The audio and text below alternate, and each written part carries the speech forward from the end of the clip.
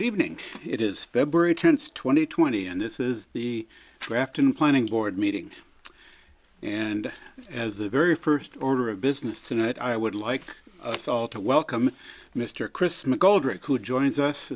This is his first official day as Grafton's new town planner, replacing Joe Layden and following up with Bill Scanlon, who has been filling in for the last month or so and is still with us at least for tonight and maybe for a little bit longer to help Chris get up to speed. Welcome, Chris. Thank you. And I don't know if you formally met all of us, Justin Wood, Bob Hassinger, Dave Robbins, Vikram would be sitting there if he was here. Prabhu Venkatraman and Linda Hassinger. And you've met the office staff already. So again, welcome. And the first official item on our agenda is public input. If there should happen to be anybody here in the meeting tonight who has an interest in speaking to a topic that is not already on the board's agenda for tonight, now would be the time to come up and share your thoughts and concerns with us. Seeing none. Our first and only action item on tonight's agenda is the draft decision for the modification of the 2017 special permit that was granted to Nature's Remedy. I trust that all the board members have had a chance to review the draft decision. We don't actually have a paper copy in front of us. The one that's online is the most current edit. Yes.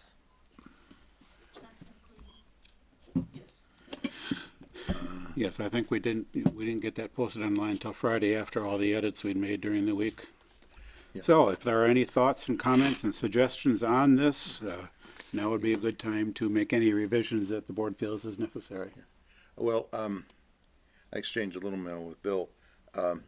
It seemed that we usually have some findings that relative to provisions in the bylaw that require findings that we didn't have here. This is a special permit, so you should have 1.5.5, for example.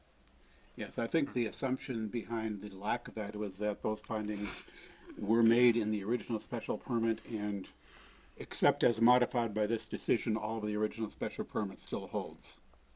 You know, I think we should be, there should at least be a statement that, affirming that all of those, that we believe all of those are still valid, or something. Yes. Something like that. So somehow reference it. I think that would be an easy statement to add something along the lines of another finding. The board finds that all of the findings in the original special permit and the previous modification remain valid, except as maybe changed. Precise. Yes. So that would be good to add. I think just as a general rule, when we modify a special permit, that's probably a good language to always include. If we're doing a full modification with a hearing. Yeah. So I did that as a number F17. Okay. Yep. Can insert that for sure. Yeah. That sounds like it would be easy enough to add. Any other thoughts or suggestions? Other than that, the applicant did have a chance to review and comment on the draft decision. You or the client have any further thoughts on it? I don't know. Okay. And we appreciate your input. I think that's a valid point. Thank you. Yeah. Okay, so if the board is good with what's been drafted with the one modification noted, perhaps a motion would be in order. So moved.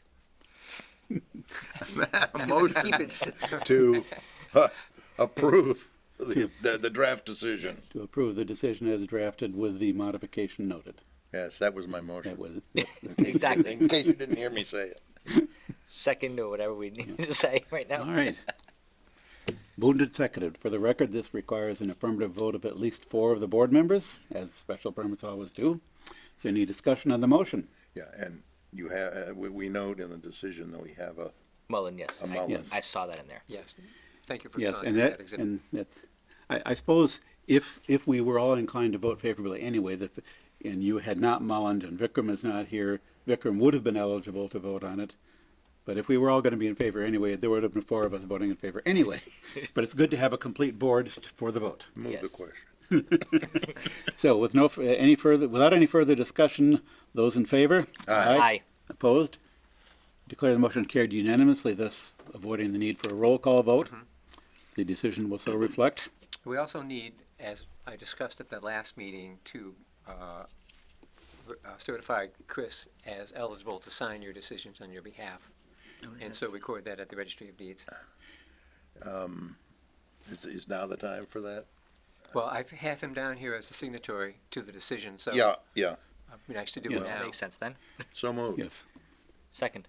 Moved and seconded that the board authorize Chris McGoldrick, town planner, to sign on behalf of the board and direct staff to prepare the necessary paperwork, because I think this may require a complete refiling of the registry of deeds of the paperwork that includes Chris's signature and all of ours. So if that's necessary, Okay, we will request the board to, at their convenience, to sign the necessary paperwork.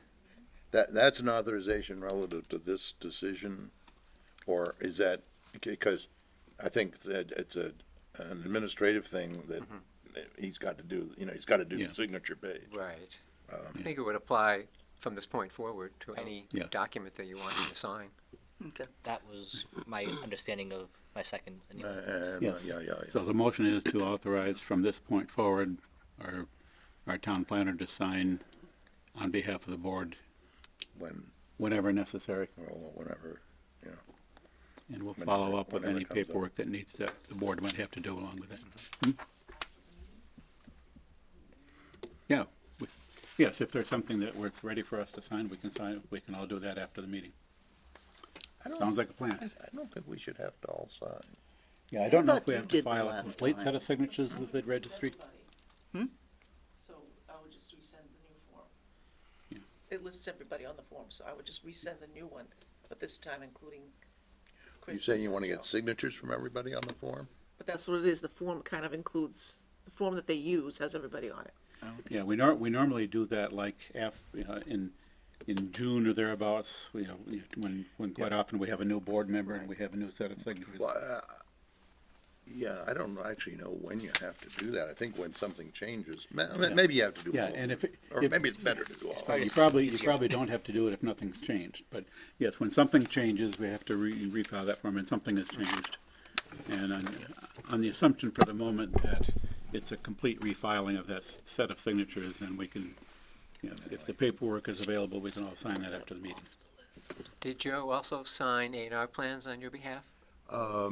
When we said to, Okay, Yeah, we would, yeah.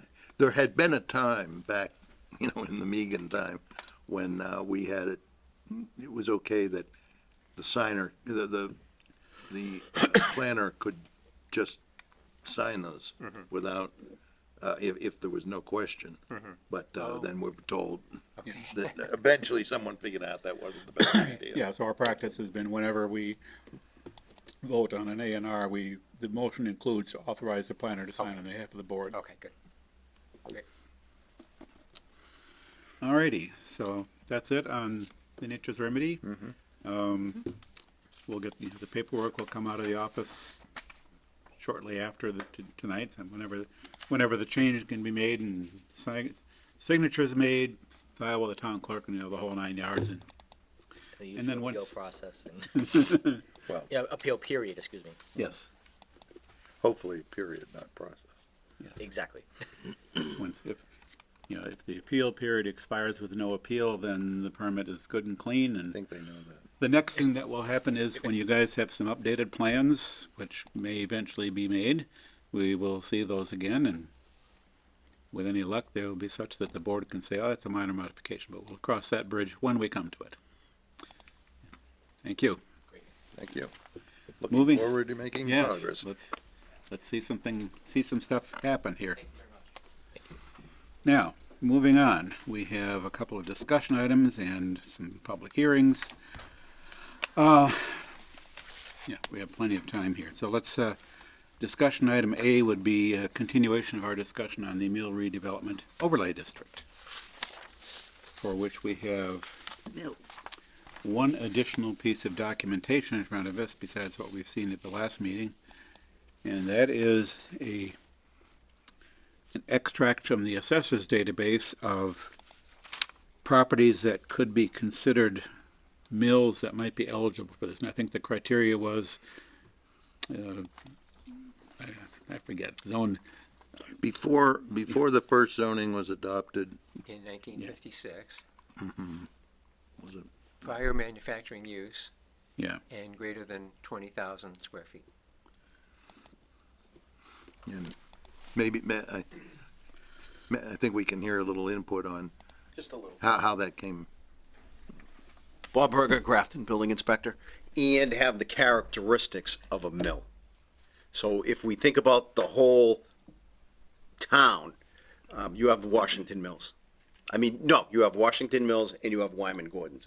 Wyman Gordon's really doesn't have the characteristics of a mill.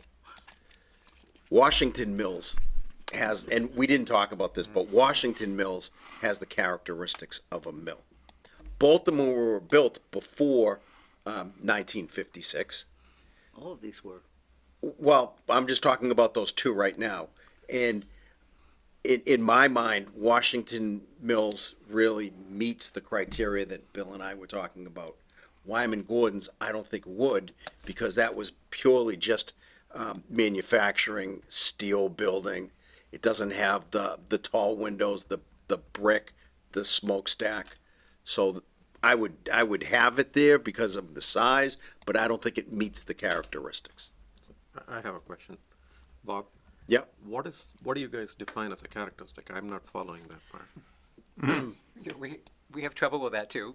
Yeah. We'd have to come up with some criteria, but as Bob mentioned, it's kind of an appearance. You know, we think of old New England mills, what did they look like? So we need to sort of flesh that out a bit to come up with some standards that we can apply. Yeah, so the basic idea comes out of, redevelopment of the old 19th century mills. Yes. Brick. Those typical several stories high brick buildings with a lot of windows and Right. were once used in textile manufacturing, among other things. Was Washington Mills really built as recently as 23? I think that's when it became Washington Mills. The linen manufacturing was earlier than that. Yeah, because they wouldn't build a Back mill behind. and that's, well, they've got a bunch of different buildings. Yeah, it's But put it in that particular. some of them are granite Oh, okay. rather than the brick, but, yeah. And also, Wyman Gordon, 1920 at that location? I'm not gonna argue what the assessors came up with. Okay, because what we know there now with the 50-ton, whatever it is, press, was post-war. Oh yeah. Yeah, a lot of what ended up developing in Wyman Gordon, quite of that was, came about during and after the war. But whatever was there originally, what's there now obviously grew out of what was there originally. Right, and I do not have those records. And Yeah. part of the point of this concept is to take properties that are not zoned properly, they may be in residential districts, they're not suitable for industry, and they can't be redeveloped for anything else under current zoning. So to provide an opportunity for the landowners and the mill owners to redevelop them to something that makes sense. Yeah, And, so and, that- and just to go with that also, Washington Mills or Wyman Gordon's, they're in the industrial zone. So if you don't throw those in there, then you're kind of trapping that building in this box that they are restricted. If we go with the mill overlay district, maybe you can put an office building in there. Maybe you can put residential multifamily in there. Right now, you can't in the zoning. But if you expand it to what are we going to do with that building after its use is done? Those uses are not done right now, but we're thinking way in the future. Yeah, so we're kind of thinking along the lines of redevelopment of a historic mill Yeah. building, and however loosely we want to define it, but redevelopment in a way that the underlying zoning would not allow. Correct, absolutely. That was two different things, though. Redevelopment of a historic building is one thing. Being able to build something there that's not allowed in Yeah, we're- industrial is a different story. We're, right, and this, the defining of the mill is the first step. We're not saying you can take down this mill and put something else up. We're saying that mill has to stay there. You're gonna reuse that mill, and this is what you can reuse that mill for. You just had a have to. I'm not sure that we want to be talking about a have to, but I think we might want to talk about you can. If you want to redevelop your mill building into apartments or, whatever. Right, we're giving them the But not, you option. have to keep the mill and you can't tear it down. No, you can keep the mill. You could tear it down and put whatever you're allowed to Right. do in that zone, not the overlay, but in that zone. You get a big enough piece of property, you can put another factory up there. You're in the industrial zone, if we're talking about those two particular pieces of property. But if somebody wants to redevelop a mill and put other uses in it that are not allowed in that zone, that's what the overlay district is trying to give relief to do. Well, I'm a little bit, as long as we're talking about historic mill, we have to define the character that you're talking about, so as to differentiate with Wyman Gordon. We've already done some zoning for Wyman Gordon, It's a long ago. priority development area. I think, Yeah, yes. which opened up their opportunities with or without the existing building, presumably without. No, it's mostly in the, what doesn't have any building on it, at this point. Yeah, there's there's quite a number of things to think about here, and this is sort of one additional data point to be considered. Some of what we talked about, just in this discussion is kind of interesting to contemplate. What makes sense. What are we interested in accommodating through this, and what we might think goes too far or is just not what we had in mind. We did want to, so this whole discussion was sort of triggered by the proposal to put a marijuana cultivation and manufacturing operation in at the mill on Depot Street. But that kind of led us to think that we want to think a little bit more broadly than that, not about that specific use, but more generally about reuse of that and other similar structures in ways that the underlying zoning does not currently allow. And I think, I think clearly there's a lot more, we will be spending a lot more time trying to figure this out. One suggestion, I think we may have brought this up at the last meeting, and I know it's been on my mind, is that we have some planning assistance hours available to us from CMRPC. And I'm thinking one of the tasks we could ask them to assist with is a little bit more research and thinking on this. And maybe helping us to maybe bring some other ideas and some other angles on this that we need to think about. In the end, we want to try to develop something, and I think too we could go off the deep end and think of all sorts of things related to this. And I was thinking I was just kind of thinking along these lines. Think, well, I could think about other historic structures besides mill type buildings, and we could go off the deep end on this. So we want to stay fairly focused, but we want to make sure that we've considered all the ideas that are worth considering and try to nail something down. I would sort of like to see if we could maybe have some hope of having something ready for the fall town meeting. I would agree there. Does the Ferry Street property, I didn't actually think about that. I think I remembered all the other, Yeah, first, that's the old the other- Tupperware plant. it's had a number of names, but yeah. Among many other things. Most people that I know talk about Tupperware. Yeah. That's real Tupperware too, Linda is trying to say from something. early on. It's impossible. But I can't does get it have anywhere the to same make it. characteristics as the Farnhamsville Mill, for example, or Washington Mills that we're talking about? I think it did. Okay. Linda, you Just- Yes, just- I actually have a question. Can I Please. ask it? Sure. Oh, no. Bob, I noticed something, and I kind of have one question. When you're talking about Washington Mills, are you also including the building that is on the right going up 122 that's part of Washington Mills? What building? It's almost where the buses used to park, or maybe still park. You go down the end of the street and you take a left. No. I'm talking on 140. 140. Yeah. On 140, you have where the pond is, where the mill pond and the. Over here. Yeah. Are you including that? Oh, yeah. Oh, yeah. Oh, okay, because when you talk about 119 Mill Street, 119 Mill Street is the stuff behind the Yep. housing. That's Yep. the old linen mill. Right, right. So you are including in this that Washington Mills is 21,000 square feet. That's including that Yeah. space. Okay. Yeah. That's my only question, sorry. Okay. What I would ask the board too is to consider a process for drafting this bylaw. You could in fact set a little subcommittee of 2 members to work with the town planner to draft this.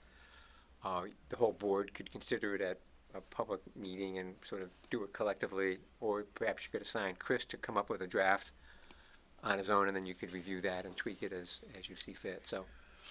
One of the things Linda, you spoke before about. One of the things that we typically do is we try to look to see a little bit of what towns similar size have as far as some kind of approach to this, just so we're not reinventing the wheel completely from the rubber. And usually I think we do it more as a board. But with the planner really taking kind of the helm and really working with it and stroking it. I think as often as we can, we try to have some sort of a public process to solicit public input. Particularly in this case, it would be from the people with interests in these mills, including Wyman Gordon, since they might have, and the public, so that we're not solving a problem that doesn't exist, or we have more to talk about when we're trying to explain where did this hot idea come from when we go to town meeting. That there really are people, because sometimes people don't want changes in their zoning. So I would see that as part of the process, whether it's a subcommittee, whether it's set up regular meeting, special meeting. I don't know whether we need a subcommittee. Maybe we'll form one when we see what the need. Yeah, and so going forward, let's sort of at least get an idea of what our next step should be. Yeah. And yeah, if we get a point where we think it would be useful to have a subcommittee to work on some details, then yeah, we could do that. We do have a list that was circulated. I think this was circulated to the previous meeting at least, and it's still on file, obviously, of 20 or so communities that have done mill redevelopments of one kind or another. We might want to take a look over that list and see if we could identify some subset of those that look like there's something similar in principle to what we're trying to do here. Maybe communities of similar sizes with similar sort of reuse ideas. And then we can we can look at specifically at how they accommodated that in their bylaws, or give us a starting point. Yeah, I don't want to reinvent a wheel if I don't have to. I'd much prefer to use a wheel that's good enough and maybe tweak it a bit. But yeah, I'm not into reinventing wheels any more than I think any of us are.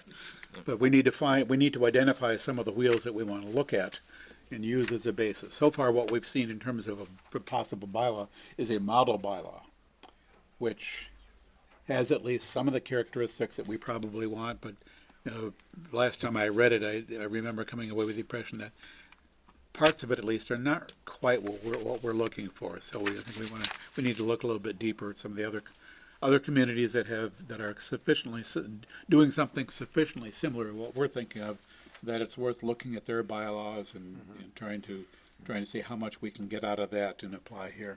Well, since we're talking about roughly just 4 properties, I think it's some sort of broad brush thing from some other town that had a different set of problems is going to give us limited, maybe there's some ideas in there, but I don't see any model bylaws in this situation. We've got a particular situation that we should be crafting a particular solution to, once we find out what the problem is from everybody. Yeah. Including the Economic Development Commission.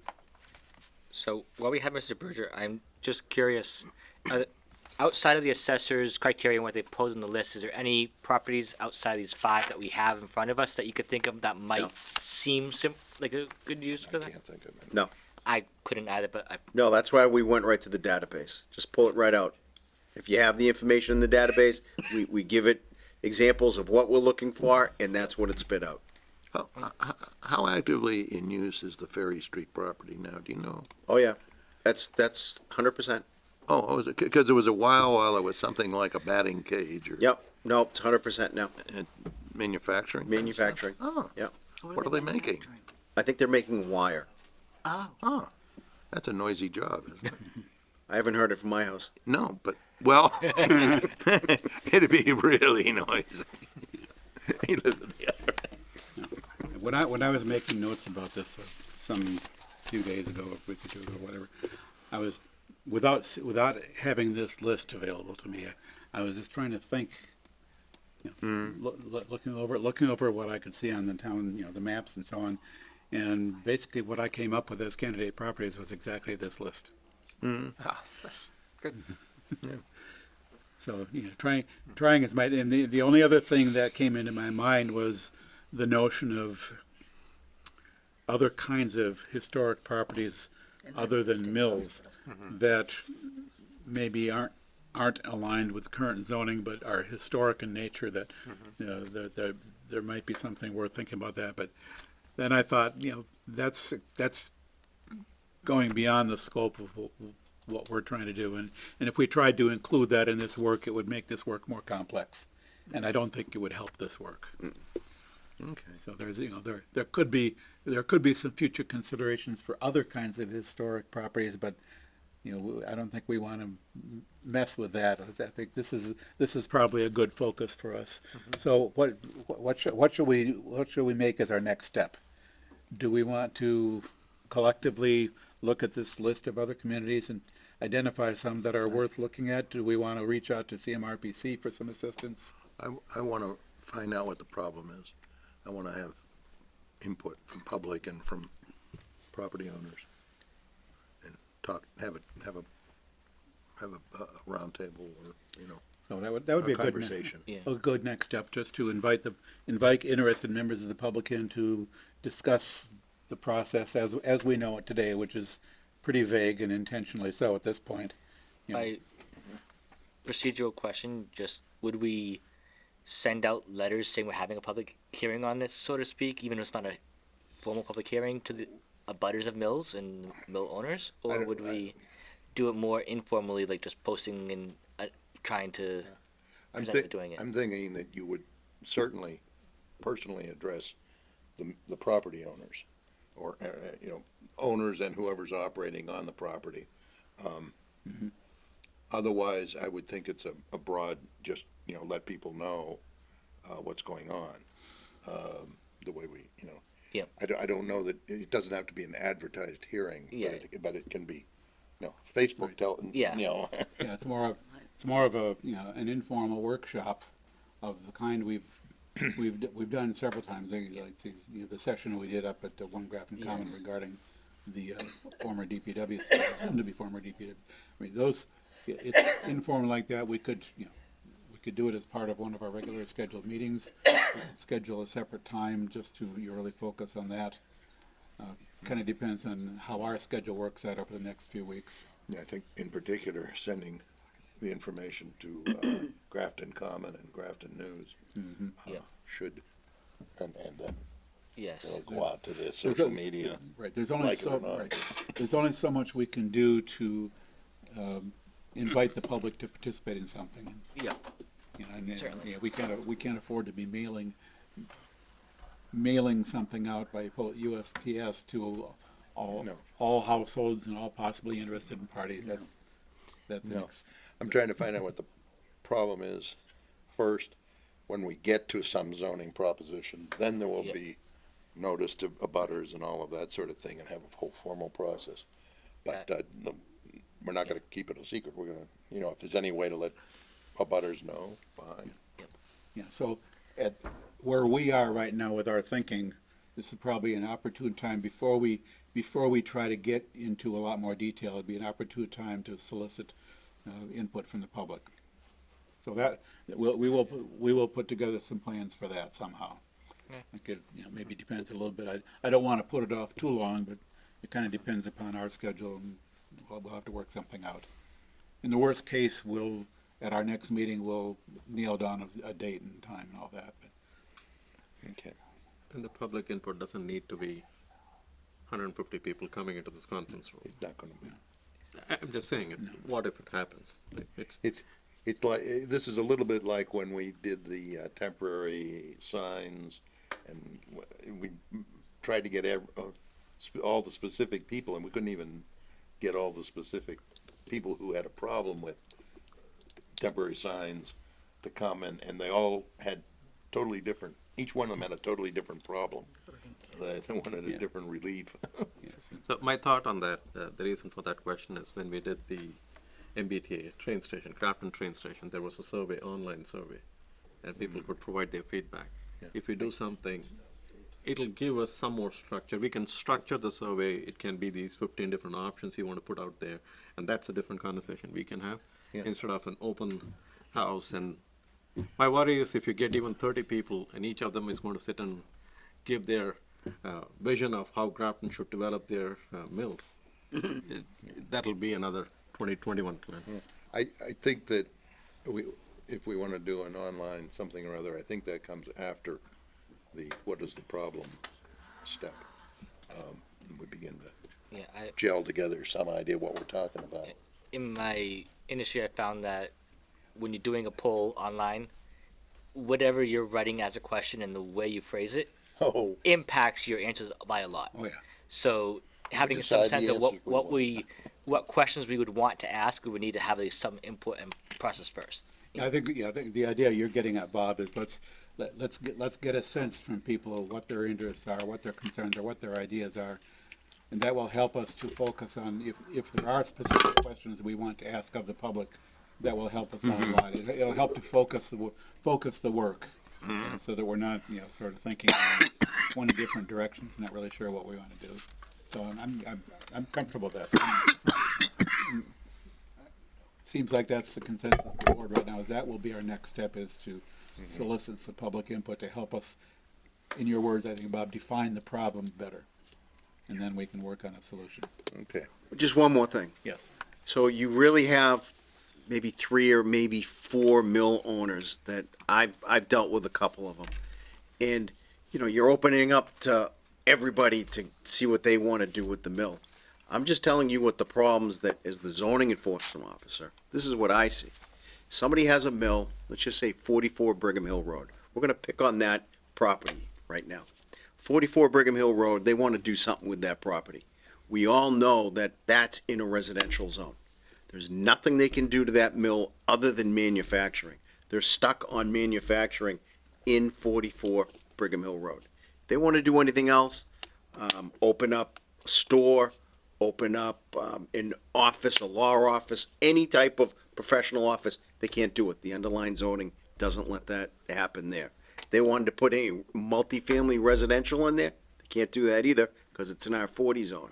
So the biggest problem that you have with these mills is most of them are situated in a zone that the only thing they can do is residential or neighborhood business. Very, very limited. So if you want input, you really need to get input from the 5 mill owners that you're talking about on, what do you potentially want to do there if you were not running this particular business? Yeah. So it's really the 5 owners that you're trying to invite to talk to, because we identified 5 properties. Now, we know that Wyman Gordon's isn't going to do anything, and we know Washington Mills isn't going to do anything because they're an active, profitable business. But we're trying to think in the future, what 50 years, 100 years, what is going to happen to those properties if it ever goes away?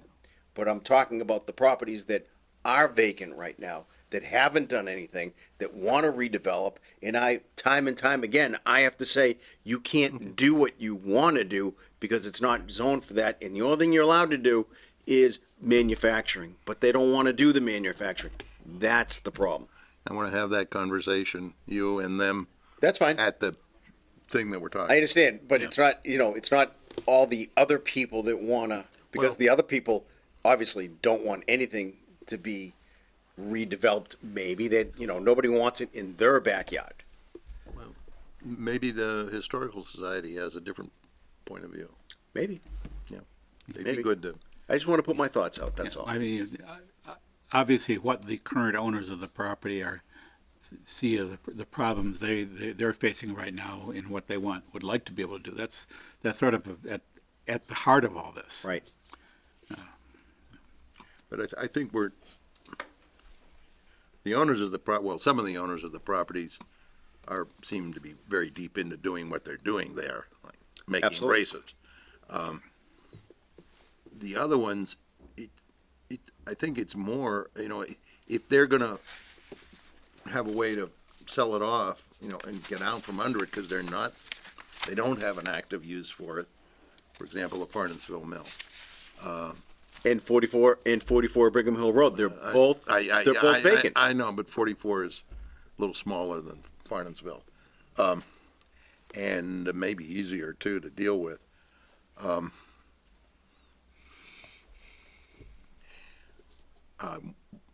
Then it's the town's future. Does the town want to preserve historic mill buildings? Why do we want to just preserve historic mill buildings? Because it's part of the fabric of our community, not because Joe mill owner wants to, do something in particular. Both of those pieces come together to find where we end up getting to. Okay.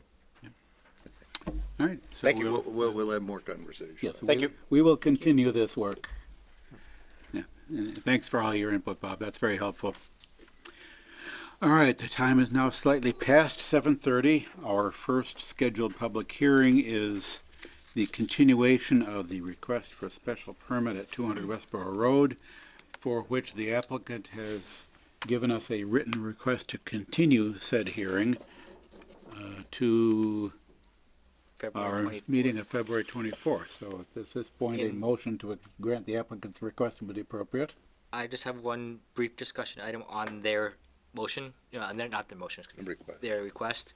They did also put in their request that they're also agreeing to extend the shot clock till March Yes. 20th. We have to be sure that the time limits are, there's even more time limits with cell towers than there Yes. are with special permits.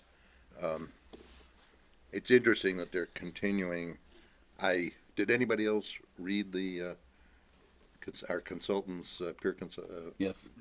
report, which gives a somewhat, I think, confusing, I might have to read it 3 or 4 more times to figure out exactly where that's going and what it's about, but I assume that's got a lot to do with what's happening. Yes. That they're trying to sort that out. Right, and the request for continuance does point out that they are working to address the issues raised in our consultant's exactly. report. I mean- They have submitted the photo simulation, which is one of the things that we were looking for. Yep. That they're going to be responding to some of the issues that our consultant raised. Did everybody else get a heads up that they were gonna have a balloon test on it when it was coming up to the balloon test? I was totally unaware of, missed their famous balloon test. Yes. Customarily, we get a heads up so that we're reminded to go on out there. We didn't. The other thing is that I looked through that photo simulation on my computer screen, and I was hard pressed to see the simulated towers. Maybe they look better in hard copy. Yeah. But I think they need little red arrows to point out the simulated towers, or do them in something except gray that blends with the sky color. Yeah, we might want to mention to them that at least some board members had a somewhat difficult time seeing that. I will. Okay. Yeah. Okay, So based on that, I'm gonna just say I move that we grant the applicant's written request to continue the hearing until February 24th at 7:30 p.m. And to extend the shot and clock. to extend the March shot clock 20th. to March 20th. they're not asking to do that, they're saying they're they agreeing. are doing that. Yes. Okay. Moved and seconded. Any discussion? Hearing none. All in favor? Aye. Opposed? Carried unanimously. We will discuss this more in 2 weeks. That takes care of that one. We have, as our second scheduled public hearing, a request for a modification of a definitive plan approval for the Bull Meadow subdivision. And as I understand it, the request is for an extension of the date. That is correct. Mr. Chair, got a public notice hearing? It is, public. Yes, It is it's a new public This is a hearing. new public hearing, so it would be appropriate to read the notice. The Grafton Planning Board will hold a public hearing on Monday, February 10th, 2020, commencing at 7:30 p.m. in Conference Room A at the Grafton Memorial Municipal Center, 30 Providence Road, Grafton, Mass. To consider an application to modify the definitive plan approval, specifically to extend the start of construction date and construction deadline for the completion of the roads and associated infrastructure for a 15-lot conventional development residential subdivision on property located at 11 Appaloosa Drive, 109 Rear Adams Road, and 94 Rear Old Westboro Road, and shown as Grafton Assessors Map 110/31, lots 100 and 123, and Map 110/32, Lot 5A. Said property is located in a low-density residential R40 zoning district. The applicant/owner is Bull Meadow LLC. Copies of the plan are available for public inspection at the Planning Department Monday through Friday, 8:30 to 4:30, or on the Town of Grafton website at www.grafton-ma.gov at the Planning Department Development Projects webpage. Excellent. Very good. Good evening. For the record, Patrick McCarty, McCarty Engineering. As was just read, we're here tonight on behalf of Bull Meadow LLC. Mr. Lewis is here with me this evening, and the prospective buyer and his site work contractor are also here. Road builder are also here with us. As the board, most of the members of the board would recall, we went through quite a lengthy process between preliminary and definitive approval of this project. Then we came, and it was ultimately approved in February of 2017. Crazy to think that was 3 years ago already. We did come back in 2018 and requested the first modification, which was to eliminate the water main extension in from Old Westboro Road. At which time new plans were endorsed and recorded, and we read it as if that endorsement then gave us 2 years from that time. And then in reviewing the documents with the prospective sale, we realized that that's not quite the case, and we're here tonight respectfully requesting that the board grant us an extension. As I mentioned, the property is under purchase and sales agreement. They're very anxious to get going. They've scheduled the pre-construction required meetings for this Thursday. The order of conditions is still valid, but we've also requested from the commission an extension of time on that as well, because there's about a year left, and so we're looking for adequate time from both this board and the commission in order to finally get going on this project, and we hope that you'll support this request. I just wanna be sure that the new folks are gonna remember all the things we said were gonna happen. Fortunately, the decision was very detailed, so Brian, who who works for me, printed everything out, and the gentlemen were in my office this morning and went through all of those. We gave them copies and read through them and explained all the conditions and concerns and made them aware of the project in its entirety. And they've asked us to stay involved with the project moving forward, so we'll prepare the stormwater pollution prevention plan for them, get that submitted to EPA for coverage under the construction general permit. We'll be doing the monitoring of that, so we'll still be involved, and so the firsthand knowledge that we have from our interactions with the board will carry forward. Over the years, I've noticed we've had more than one project where the new folks didn't remember what the old folks had said they'd do. Either they didn't remember or they conveniently didn't remember. So, No, notice how I worded my, comment. So, let's just make it, your understanding is that the existing approval has expired or will expire shortly? so it depends on which way. Yeah, it's the wording's a little bit different where you have the 2 years and the way this. Extensions are usually 1 year. Yeah. The rules say. No, 1 year. so you had, the original decision had 2 years from the date of endorsement or the decision being filed, Yeah. which was a little bit confusing on the decision side of things. So do we have a clear date, Well, he's got a date. a in his starting date request. for the extension for, Yeah, it's in the request. Yeah. September 27th, I think. I'm just, yeah, this I didn't, I looked through this a It's in little while November. ago. The letter to Joe Layden, I do see they believed the decision was valid until November 14th, 2020. Like, November. Right.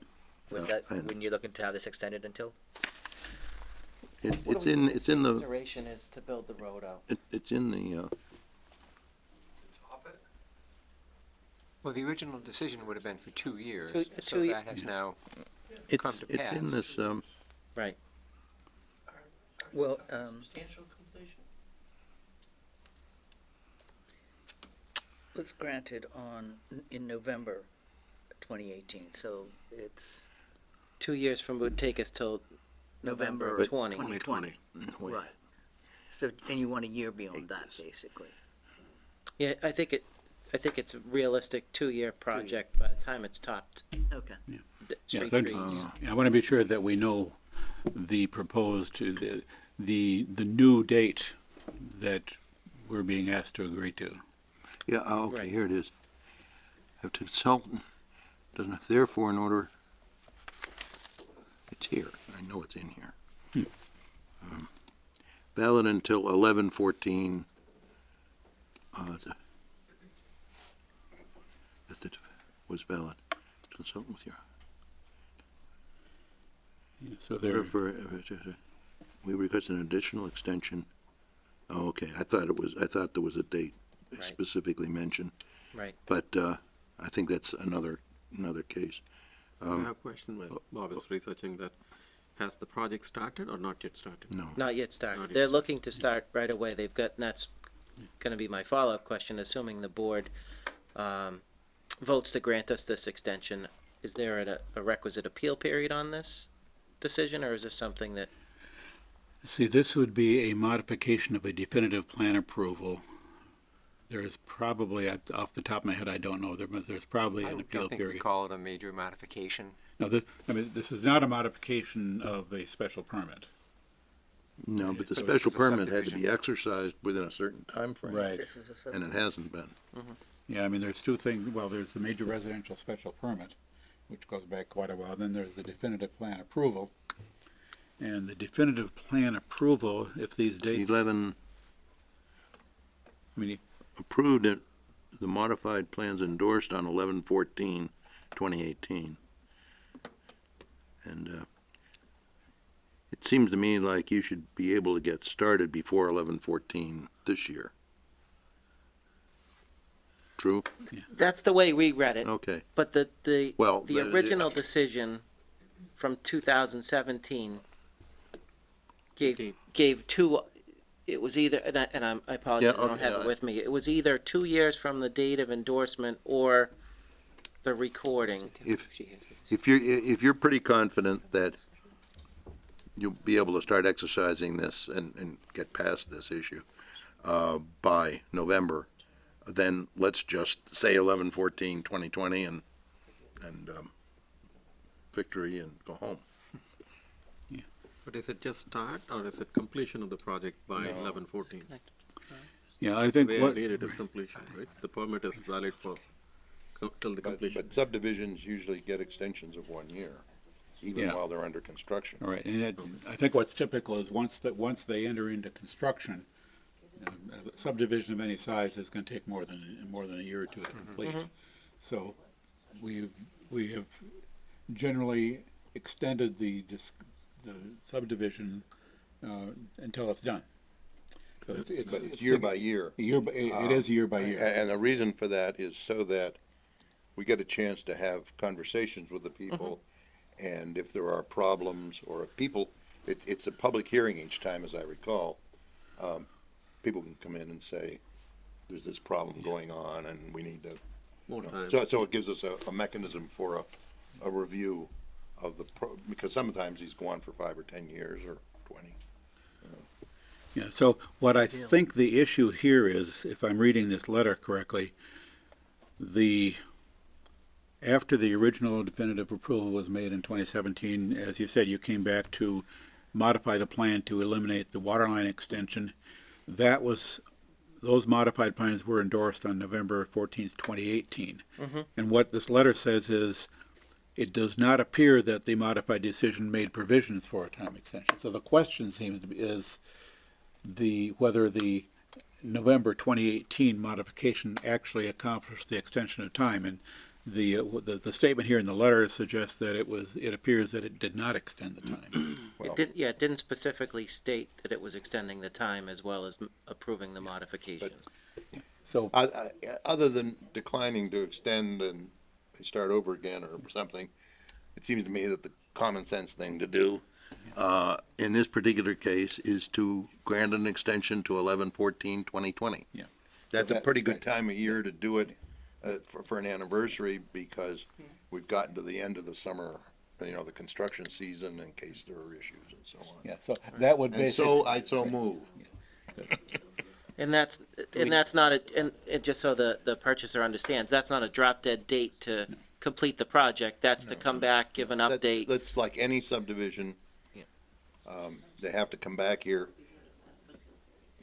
filing for, going through this process in a little more timely way this year. So a motion was made. Is there a second? Second. This All is right, a public hearing, Yes. and Yeah, this is, we need to close. Well, we We have, can't make a grant on this till we approve it and have a that's right. decision. Never mind.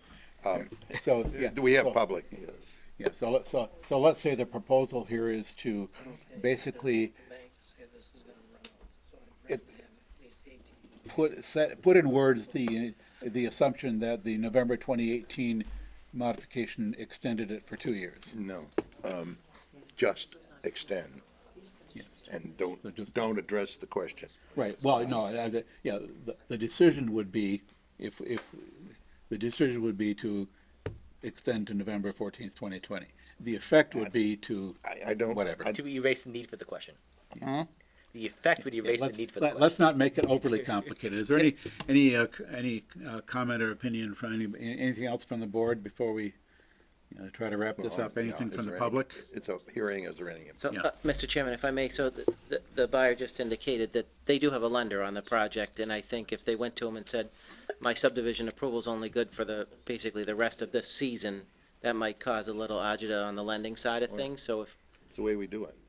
People, that, we have annual renewals, extensions. so you wouldn't consider a lengthier extension than Well, like November of 2 or this 3 year? years, are you saying? Or are Yeah, you saying another couple 18 months or 2 years would What do you mean? be, Does he saying 2 years, 22? No. No, he said that's 20. Not what I said. Oh. I said this fall. Oh. But that's what he already has. No, he Well, doesn't. that's the issue. That's the problem. The language in the previous decisions does not make it clear that he has until November of this year. That's what we're trying to cure here.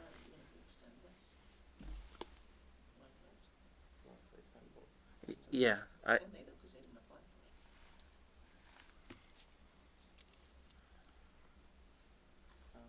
Our decision can make clear our process.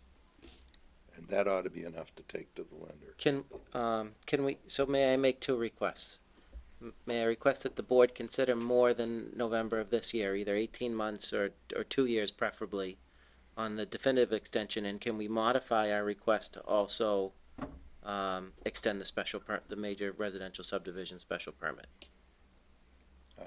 That that's beyond the scope of the hearing. Yeah, I think you're right, Bob, that the hearing was about the definitive plan approval. It was not about the major residential special permit. And there's nothing to say that such a request couldn't come in and be processed as quickly as procedures allow. I think if it's the board's policy to do one-year extensions, I don't see a need to change that policy in this case. Yeah, I think they were saying a lender might be concerned about having a short window, but our decision might include some words about what the or a side note about what our customary process is, no annual renewals.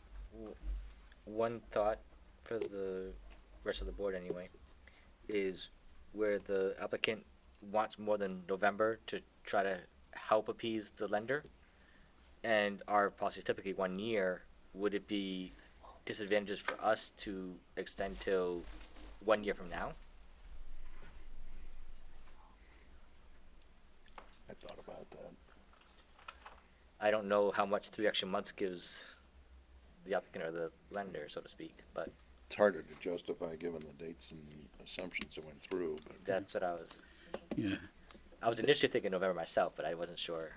yeah, it's interesting to contemplate the fact that had the November 2018 modification clearly expressed the date being November of 20, we wouldn't even be here. Yes. but we wouldn't have given a 2 year extension. We'd have given a 1 year extension.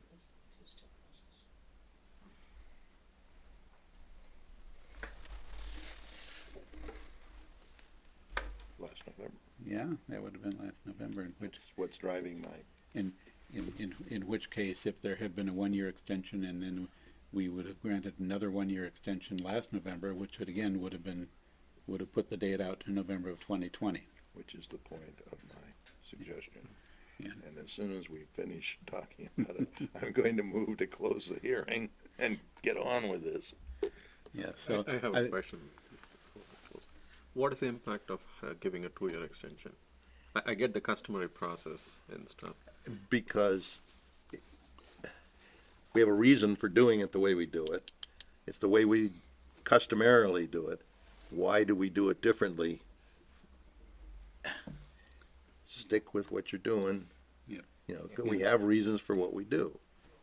And as has been pointed out a number of times, it is customary for us to continue granting extensions year by year for as long as it takes to get. I don't believe, at least not in the time I've been on the board, I don't believe we've ever refused to grant an extension.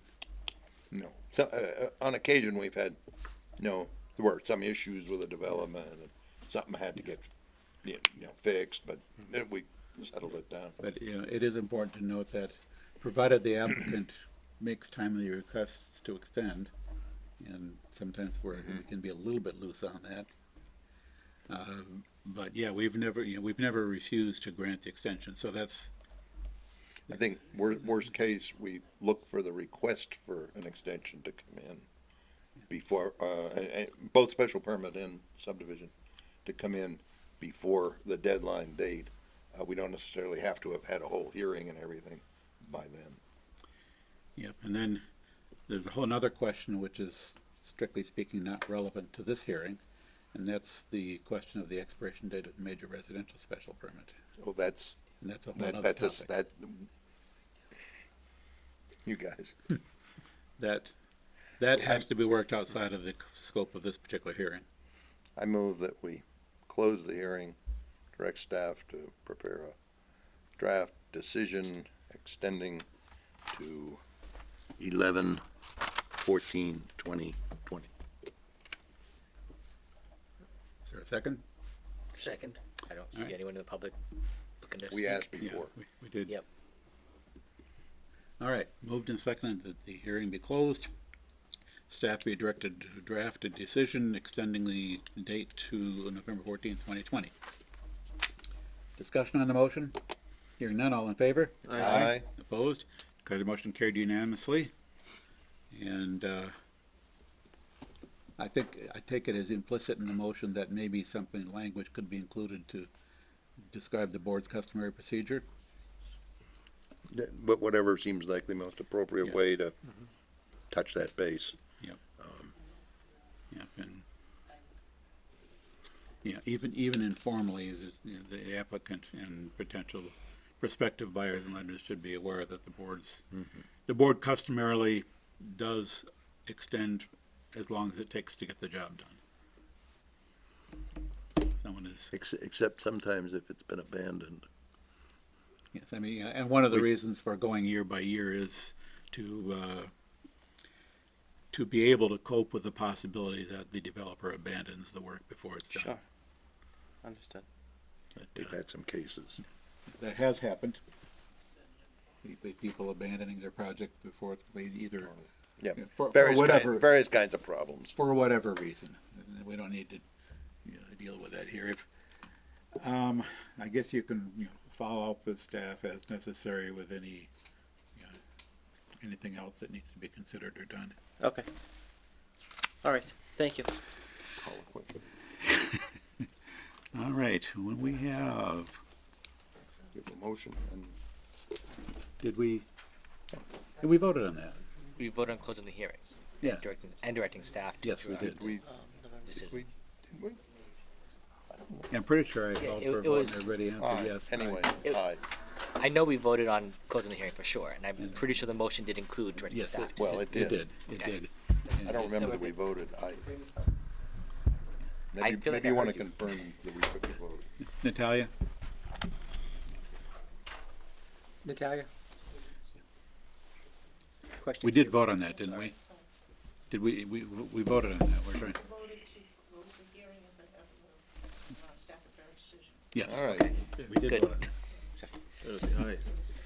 The decision was unanimous, wasn't it? Yes, it was unanimous.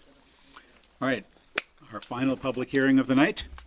This also is a brand-new public hearing on the application of Resonate for a special permit at 135 Westboro Road.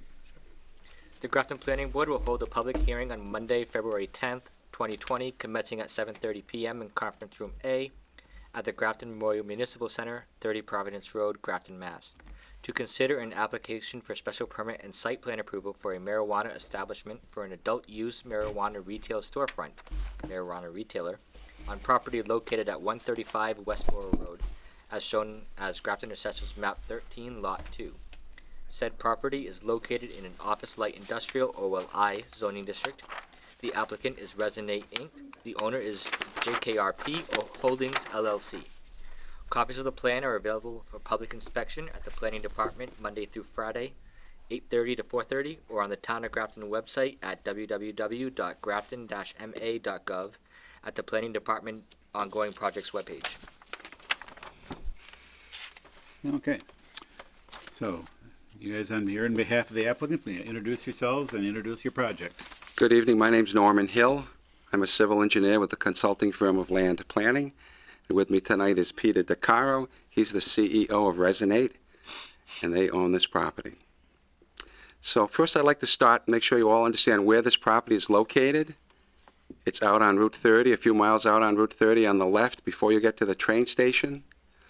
Anzio Pizza used to be there. They've moved out. All right, Wicked Pretzel manufactures in the basement of this building. All right, so everyone know where this building is? Oh, yeah. All right, the site's a little over an acre, and it has town sewer and town water. They just brought the sewer out there, so they're in the process of connecting the town sewer. They're also going to bring in a new water line so they can sprinkler the building. Because there's, it's a large building, they're going to sprinkler it. There are currently 41 parking spaces. Our existing conditions plan shows the location of those 41 spaces, but we have found that if we restripe the parking lot, there will be 55 parking spaces. So our client is not proposing to do any paving, he's not proposing to put any additions on the building, but he is proposing to restripe the parking lot, to bring it more into current standards, and to make it more attractive. So I've presented a drawing that shows the existing conditions and the proposed restriping of the parking lot.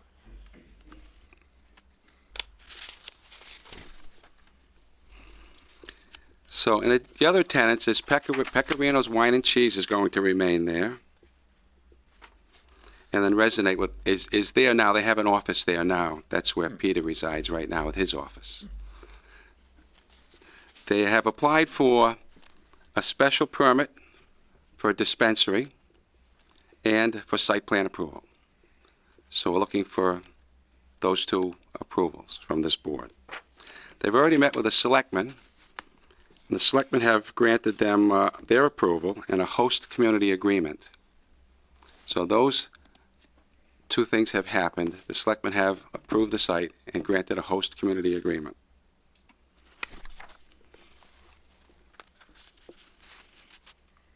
Resonate has had a lot of experience with the dispensary. They have a growing facility in Douglas, and they currently have a retail outlet in, is it Worcester? In Worcester. In Worcester.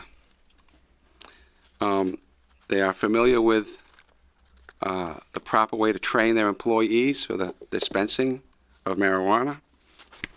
They will have cameras throughout the site, and so all movements during and after operation hours will be recorded, and they'll make those tapes available to the Grafton Police should they need to do so. You know, if the time something should go wrong. Place will be locked. The people will be well trained, and they'll report any incident to the town if there's any security incidents. And the marijuana will be stored and locked and out of view. And I believe they're only allowed to sell 1 ounce. Is that correct? Per person per day? For adult use. For adult use, 1 ounce per person per day. And then that person is instructed that they're not allowed to resell the product. And if you have any questions, I'll be happy to answer them.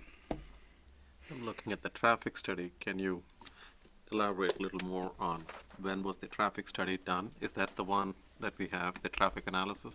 Yes, we did it, I would say it was December, maybe November.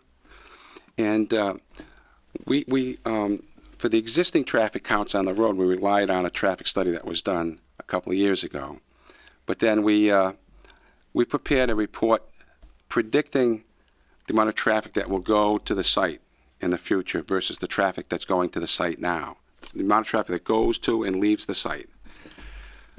On an overall basis, there's not going to be much of an increase. It goes from, I believe, about 80 trips per hour to 95 trips per hour during the peak flow in the afternoon. In the morning, there's no change in the morning, but in the evening, there is a slight increase in the trips to the site and from the site. Now, that's a lightly traveled road, so it should be able to absorb that. The Route 30 is it's not a lightly traveled road. I take that road every day. I'm sorry? What's the ADT on Route 30?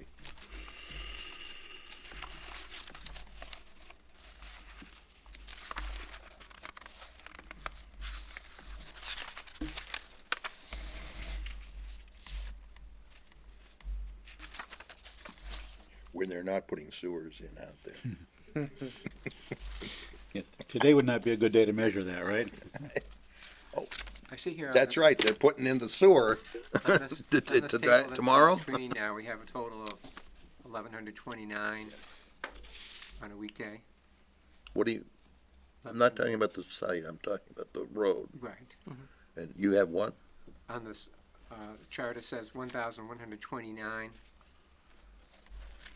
is the existing. That's, That's I was trips, from- that's trips per day in and out of the site. That's not for the road. Yeah, it's not for the road.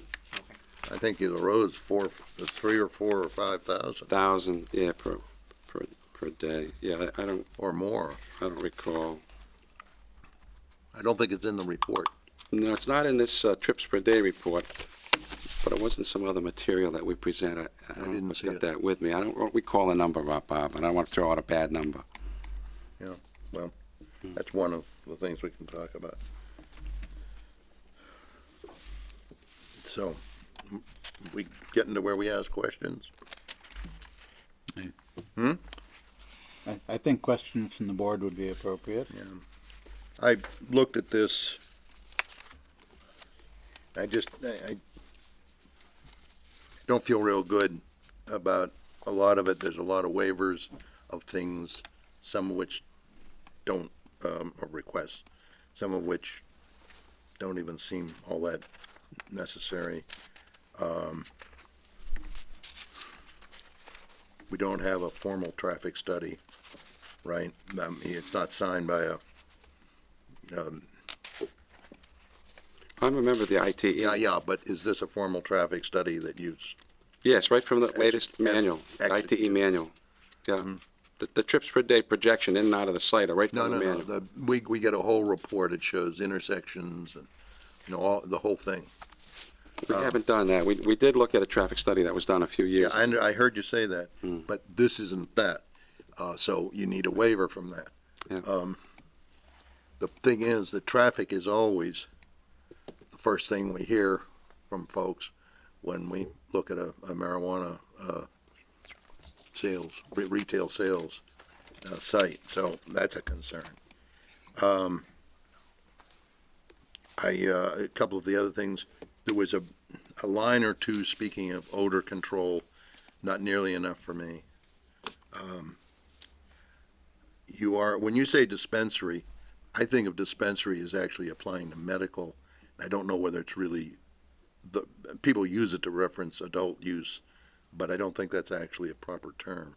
I think, adult use, well, marijuana retail. Marijuana treatment center is the nomenclature that the state uses. It's what? Marijuana treatment center is, Well, treatment center, I think, is medical. I know our bylaw that we adopted lists the uses. It's marijuana, well, the 5 or 6 that the state defines, retail sales and all those things. And the other thing is, well, yeah, parking spaces. In a case like this, we usually need to have input from the zoning officer about the counting of the spaces, whether the spaces shown are proper and all of that. We don't have that here. I understand this site is kind of complicated. It's come before me on this board, I think at least 2 times in the past, and it's always been a difficult subject. Also, the one-way or two-way around the eastern end of the building has always been a problem. And I'd like us maybe to look back at where we ended up. I remember when this was approved and that the position of the sign was initially established. And I remember that we at least talked about it, and I thought that we ended up with, we were supposed to be out on the west side of the sign and in on the east side of the sign. That's not the way it's ended up, and I'd be interested to see if we'd be changing that. Well, we are changing it here and making it two-way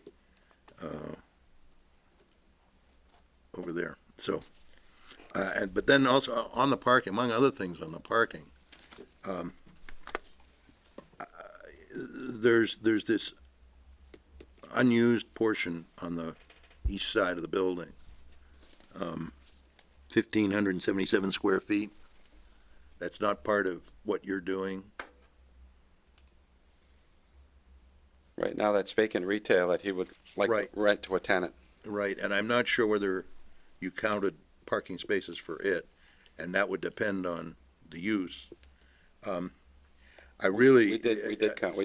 Someplace in the conversations we've had, outreach meetings or conversations somewhere along the way, I really felt that if the entrance and exit to the marijuana was over there on the east side, it would be a much better arrangement.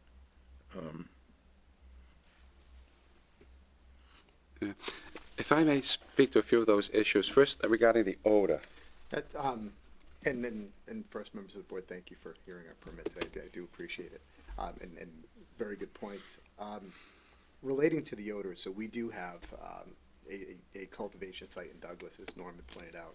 So all of the goods that we're going to be bringing in for resale are prepackaged goods, and they are maintained through the state metric system, as well as our own ERP system. So this isn't a deli style where people are going to come in and send. Can I interrupt for a second? Sure. So this is not manufacturing, this is just retail? This is just retail. Just retail. Okay. So all goods will come in prepackaged. There won't be any processing of open cannabis that would. Are they in a create- sealed plastic bag? Yes. They're all in a sealed plastic bag, so there's no odor. We use like a prescription bottle, which has a seal in it, which we also administer an element of humidity control to these packages for freshness. So we make sure that there isn't any scent that'll be broadcast out into the market. Then regarding the number of parking spaces, we did predict on that vacant property of 1,577 square feet in our table of, Did you? we've got vacant retail unit.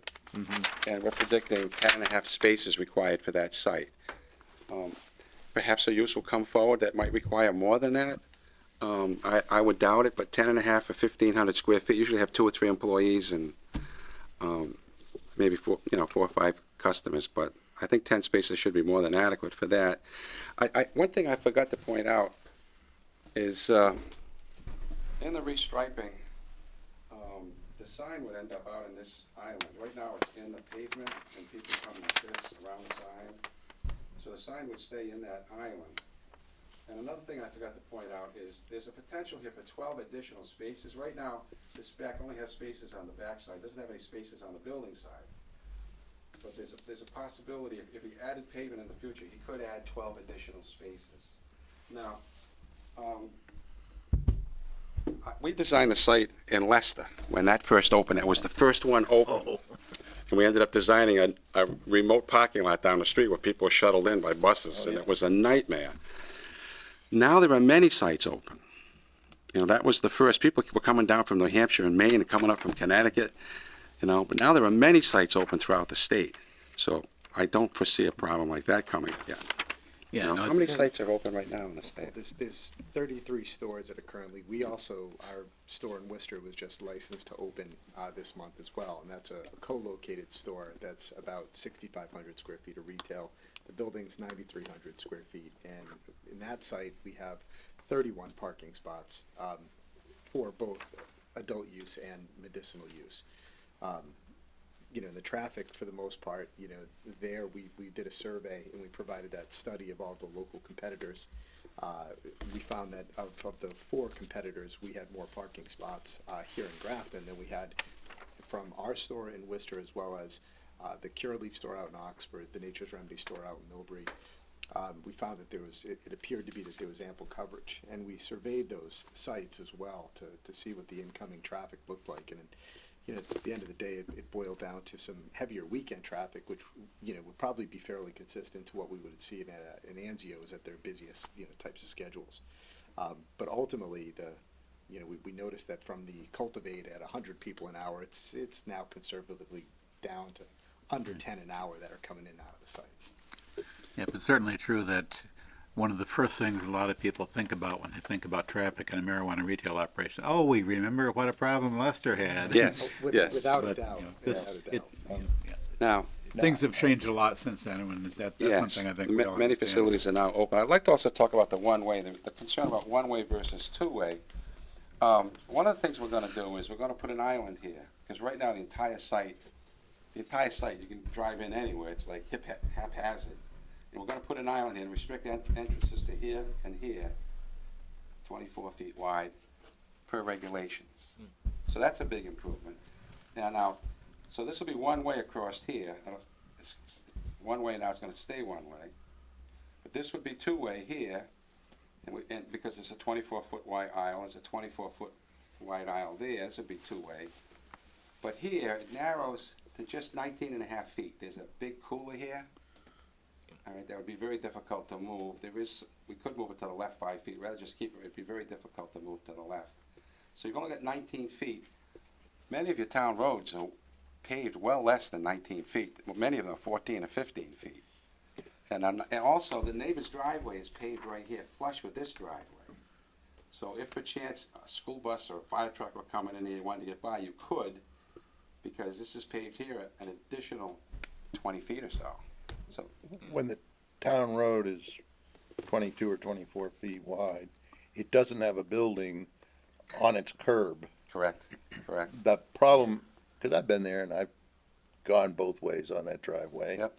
Regardless of whatever the sign says. Yep. And you really, well, I don't even remember the freezer, but it's obviously a site problem too. That's troublesome to me. If Yeah. it would be, if you could get the freezer over to where you could get the whole 24 feet past the building, it'd be a little bit better. But I am a little confused. You said that I don't remember right now, but your existing condition plan shows an island out by the road, I think.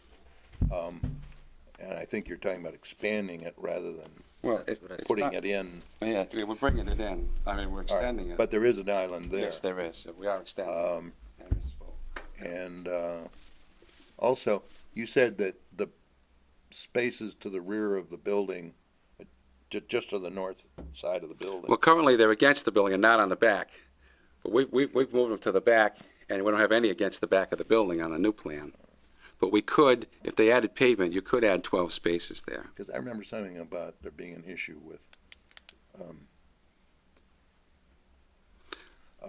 those, Yeah. flexibility on this. Yeah. on those And my parking spaces. client's willing to keep that one way on the right-hand side. If you'd like to see it one way, he's willing to keep it one way. I'll say for me, that right-hand side, 19 feet is not very good for two-way, even if there was no building right there. That, even on the town streets that have that or shorter, Yeah. it's not very pleasant to drive two ways. We agree to keep that one way, the way it's marked one way right now. There are do not enter signs, and there are arrows painted, but we agree to keep that one way on the right side. In any case, I noticed, as I said, the absence of comments from a number of the town boards and committees or agents that we normally have at this point in our record here. I don't know why that is. I noticed a letter showed up after I reviewed this material this afternoon. A letter showed up on the site. My wife stumbled on it and let me know from the police chief. But that was only in the last few hours. And he's not happy with what he's got so far. Have you seen that letter? I haven't seen the letter about it being two-way, or? No, about, he wants us to not approve this until he's gotten all the stuff he needs, which he doesn't have, which is, all the plans and. Right, he's looking for site plans, photographs, floor plans, diagrams, or documents delineating security measures. So he's looking for more than anything else, he's looking for a lot more detail on security. Mm-hmm. We'd be happy to provide that to him.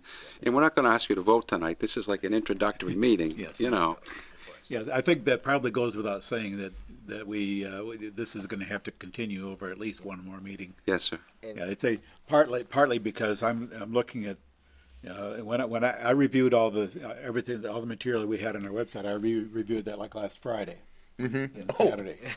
So Ancient history. Several documents have shown up here that I have not yet seen, and as you say, Bob, we typically expect comments from other town boards like Board of Health, Conservation Commission, Zoning Board, and all that type of thing. So I think we're expecting to see a good deal more input coming in, and I like to have a few days to review the material before. So I really can't comment much on what I haven't yet read. So for that and other reasons, besides any revisions that or additional information that we might be asking for, there's just a lot of material that collectively we on the board need to be able to review. Water, sewer, Fire, conservation, fire. fire, Yes. right. And And then- I'd like to hear from the selectmen, but that's okay. And I do have one just very specific question, doesn't have to have an answer today, just to call it out. If you don't pave that grass area right behind the building, like what is the distance between that grass area and the outside of that parking spot, that's closest to it for through traffic to go by there? Because in the existing thing, you have the parking spaces kind of branch off over there to, so you can get closer to the edge of the property to go around that grass outpouring, so to speak. You're referring to the reserve parking? On the west side, near the back, yes, where Where it right says now it's, grass right now? now it's grass, but from that edge of that grass to the parking spaces on the west side of the property. You're talking here. Yes. Yeah, So like on the new, the northern half of the left edge of the site yes, that doesn't have parking shown at the moment. well, yes, Looking for that dimension. right, basically right where the two arrows are for both directions. So you wonder how wide that existing strip of grass is now? I Well, mean, how much space, if in your proposed, redesign with the parking spaces, would it be between where a car would park there in those new spaces to where that grass strip is? estimated about 12 feet, 12, 13 feet. Yeah, that's not very Yeah. much. Yeah, I would like to see at the very least, if you're putting parking spaces, at least for me, that section of grass, paved over so you at least have some of that more space and, called out in the plan. If that's designated for two-way traffic, there kind of needs to be enough space for That's, that that's my to point. happen. Two-way, yep. Did Bob leave? Bob did. Yes, I Bob. did. Oh, Bob too did bad. I had hoped that he, Justin, I'm not sure I understand what you're asking. I can show you. So. Yeah. Right I'm holding it up in case the camera catches it, but, Yeah. So basically right here, where the grass ends right about there. So if, it's, Oh, I if we see. don't pave over a portion of this grass, then there's very little space for Oh, I two see cars what to you're go back and pointing out. forth. I see. I'll clarify that. All right. Thank you. You're welcome. Dave, the application requests for waivers, do you go through each waiver request individually? It depends. at some point, we have to vote on them. Yes. I think there are some waivers that they've asked for that I think we should consider whether it's appropriate or not.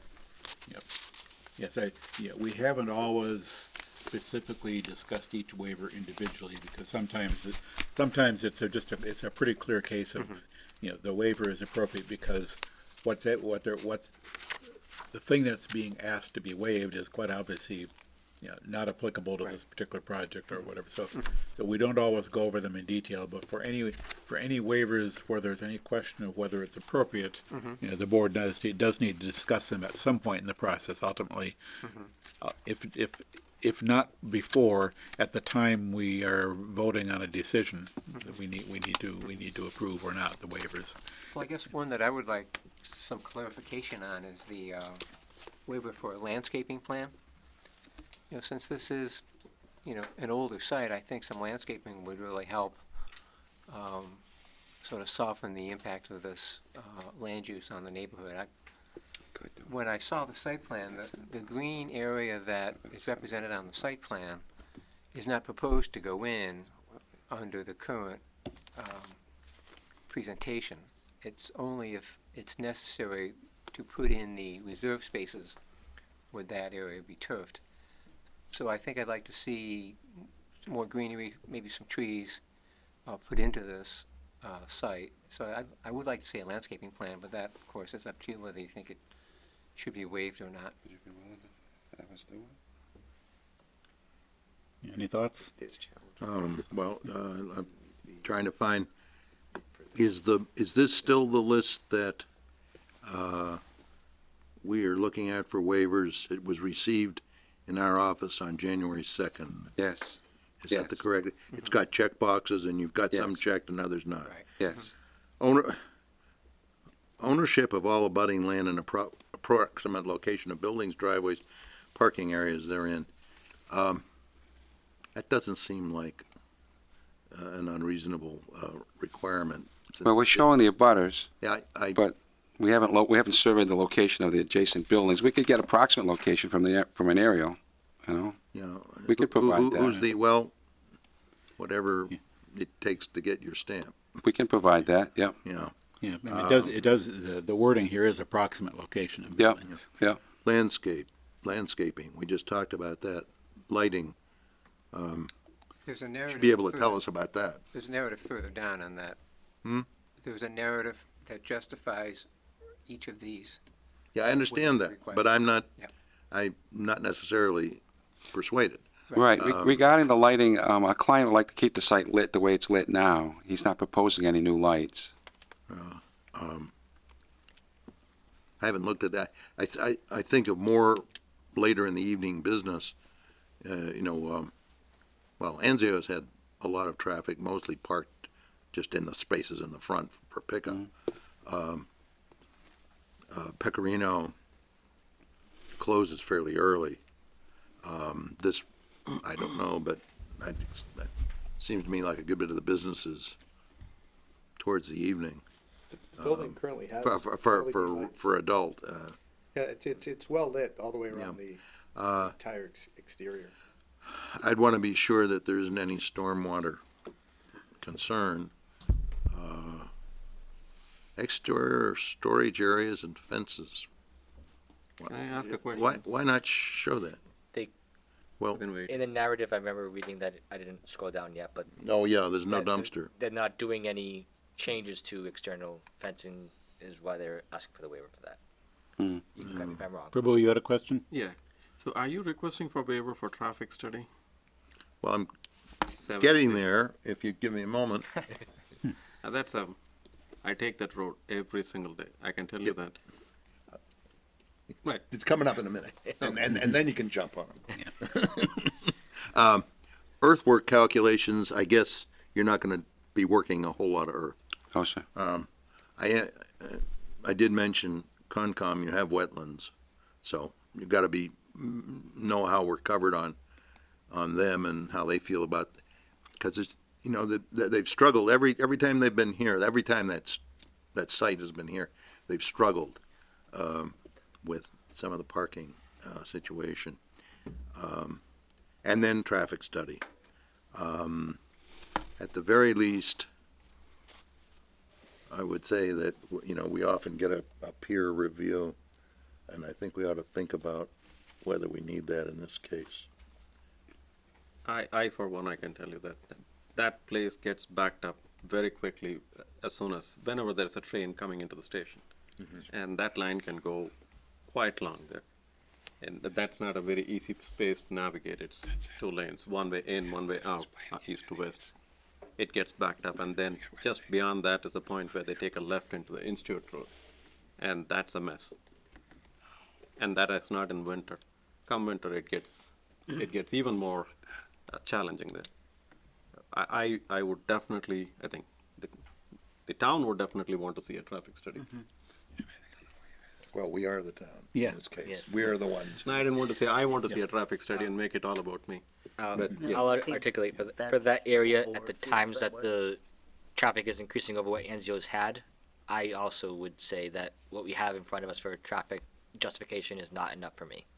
So I would need either a full, study like Prabhu was asking for, or at the very something more to convince me. I'm not sure. What do you two think about peer review? We often, as I say, Peer, get a peer review of the traffic study. go either way, myself. What do you think? I think in this case, it would be wise. There's difficulties Okay. on this road. Okay, that's Yeah. enough. Right. I think the applicant is suggesting that the change in traffic brought about by this new use is likely to be minimal in some sense. And therefore, if it's not much of a change from existing traffic, then it doesn't have, it probably doesn't have an impact on the traffic on Route 30 or on the various intersections that would be nearby. But there is some change, and that's one of the things I haven't read up on ahead of time to get a good sense of what they're proposing. But in any case, what they have discussed in their traffic impact study is the trip generation from the site, pre-development and post-development. They've not attempted to assess the impact of any changes on the Route 30 or the nearby intersections. And that's something we normally look for. I mean, it's pretty easy to demonstrate, if this is indeed the case, that, for example, the changes in traffic here are not going to impact the level of service at any of the intersections. And I don't think there are that many nearby intersections that will be affected by this, or that would necessarily Institute be Road. included. Institute Road obviously is one. And possibly, I don't know how- possibly Pine Street. Possibly Pine Street, and maybe someday this Grafton Science Park. Yeah. Yeah. Future, who knows, but it sounds like the board generally would be interested in seeing a more complete traffic study, just to, if nothing else, to affirm your belief that this has no significant impact on the traffic elsewhere. Yes, Route 30 can be busy at times, and, you know, the traffic is what it is, but. There was a traffic study done about 5 years ago. If we could use those daily counts and then use that to analyze the intersections. Otherwise, we'd have to go out and count. Well, you might see if you've got a recent count from the state or CMRPC. Yes, if there are available daily counts that either are sufficiently, we have reason to believe are sufficiently accurate, sufficiently representative of today's counts. Sometimes daily counts may be adjusted to account for increases in traffic since those daily counts were taken. But yeah, given the nature of this, I would not, if you can find usable daily counts, I would not, I don't think I would insist on getting new daily counts. 5 years feels a little old for me compared to what I've seen change in just my driving around that area, but I don't know that my anecdotes of the area actually represents the facts. And I agree with Justin. I've been driving for last 6 years. I don't want to mislead by saying it's 30% increase or 40% increase, but definitely the number of people traveling, taking that road has increased significantly, and it seems to be creeping up and up and up. So 5 years to me is still stale data. Too far. Yeah, too long a time. You want something in the last 2 years. Yeah.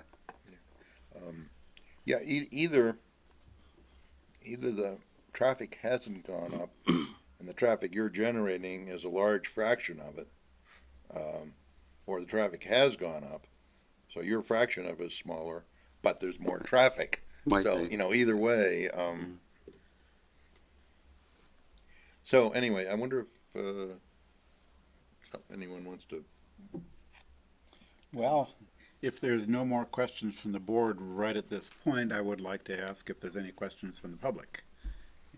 I'd like to introduce myself or reintroduce But would you Please. please, Stand at the podium so our vast audience at home can hear you. introduce myself, reintroduce myself to some of you. It's been a while. My name is Ann Renzi and I own 137 Westboro Road. I'm the one? abutter. On which side? East side. The East side, yes. So we almost share a driveway. You're the one that's up against this. Yes. one-way, this If anybody 19 knows the foot. history of those two properties, they were owned together originally. This is the story I've been told. And it was the Cosmo Club. Yes. And they lived in the house that I own. And it was split up at some point. So I bought the house from John Packer. He had added his machine shop to the back, and Dick Anderson owned the restaurant next door, and he sold to Sargon Hannah, and Sargon sold to you. So I am next door. I rent the front of the house out to tenants, and I have my business in the back, small animal massage. And I'm now a yoga teacher, so I'm transitioning out of that a bit. I'm doing it, part-time right now. And my concerns obviously are as a residential property and resale value for my property, but, and then traffic issues, getting in and out of my driveway. So I came to here and see what's going on. I didn't realize that Sargon had sold the property so quickly. I texted him about the sewer coming in, and he had told me he had sold the property. So having issues with the sewer too, because it stopped about 100 feet from my property. And I was told by Sargon that it was supposed to go up to Discovery Drive. So Window Logic and I are working on seeing if we can connect at this point. So I have a lot of probably want you to. balls in the air right now with this. Yeah. Thank you. Thank you. Thank Yeah, if anything, that sort of reinforces the notion of, you know, getting a better handle on traffic here. All right. Anything else from the board at this moment? We kind of need to map out our way forward. You know, what aside from the information the board is expecting from our other town departments and boards, you know, I think we've got a few items here. I think the biggie is probably the question about the traffic study, and kind of going along with that, Bob had mentioned that quite often when we receive a traffic study from an applicant, we ask someone to peer review it on our behalf, which is, we probably, I don't know if we've done that for every single traffic study, but for quite a few. Everyone where there's controversy. Yeah. The one I remember probably most recent was the development that was looking to go in off of Church Street. Yeah. Oh, yeah. Yeah. Oh, that was extensive. There were some interesting questions there, but in any case, yeah, I think it's probably in all of our interest to get a better handle on the traffic. It's probably going to turn out that your expectations are correct, that you don't have a big impact on it, but the board needs to be sufficiently comfortable. We need the data to show us that, and I think we don't have quite enough data on that just yet. I take it traffic generation for marijuana sales establishments doesn't have its own generation number yet. Oh, it does in the manual now. Separately? It's in the manual now, yes. Because I think you were still calling out whatever it was, the current, or essentially the same number as Anzio's was using. It was close. It was close. A little higher, but Yeah, it wasn't a lot almost higher. the same. It was close. Yeah, but We're surrounded by two other dispensaries. I mean, I think that. Yeah, Anzio's- The traffic. Yeah. would spike Yeah, with the increase. it's a little bit. Anzio's was only part of the space that you're talking about. There was the mini golf and the ice cream and whatnot, Yeah. and so I'm not quite sure. Yeah. I think what I'm seeing in your traffic report, I think this is toward the back. This is from the ITEs. They have there's a page of figures which I believe is from ITE for marijuana dispensary category. Oh, okay. Yes. I didn't see that. It's toward the back of the report. And but what yeah, does it say? Yeah, there's a graph about how to Well, hard to read on the screen. relating square feet to trip generation. Just on the time frame on this traffic thing, I was just explaining to my client, we'd probably need about 3 weeks to do the study. Then we submit it to you, and you'll send it to your consultant. He might take 2 or 3 weeks to review it. So it's going to represent about a 6 to 8 week delay. So, yeah. But you've still We're- got other things to settle. I mean, you haven't run it through fire, you haven't run it through, you're not ready to go to the police chief yet. Right. That all has to come to us Yeah. before we can really look much further anyway. Yeah, but before the traffic study is going to ask for about a 1 month continuance, but maybe we'll ask for a 6 to 8 week continuance. Yeah, you're also in the process with the CCC. Well, we're licensed, so Well, you're licensed in Worcester, I'm right? licensed in Worcester, I'm licensed in Douglas, yes. Right. I'm You're licensed, not licensed in Grafton. no, I cannot be licensed in Grafton until we obtain our special Hey, permit and then our application is processed. I'm not sure whether you could have already applied for Grafton. We have, You have, without, well, you have a lease on the property. I own the property personally, Oh, yeah, well, and we have the company that's coming company has a lease for the with property. you, with its boss. Right, and so we have the host community agreement with the town. We have an executed letter from council indicating that our host agreement is valid and should sustain. Well, whatever- which council is it? Your Town council council as well as our council. Yeah, says that your, says that our host community Host community agreement is that's you know, until they change the law. is yeah. I mean, I don't know when that's going to happen. No, That's above that's- my pay grade. when- But ultimately, I mean, the last piece of the puzzle for us in Grafton is yes, we do have to prepare the internal design. We are bringing in the fire system. We are bringing in the sewer system. We are the effort has been to upgrade the facility through and through. You know, so obviously we'd like to continue with that. But this is a significant part of the process for us in order to move it forward, so. From the board's perspective, if it takes them 2 or 3 weeks to get a traffic report repaired, as we've asked, would we want to say now that we'll send it out for peer review, or would we want to look at it and say, maybe we don't need the peer review?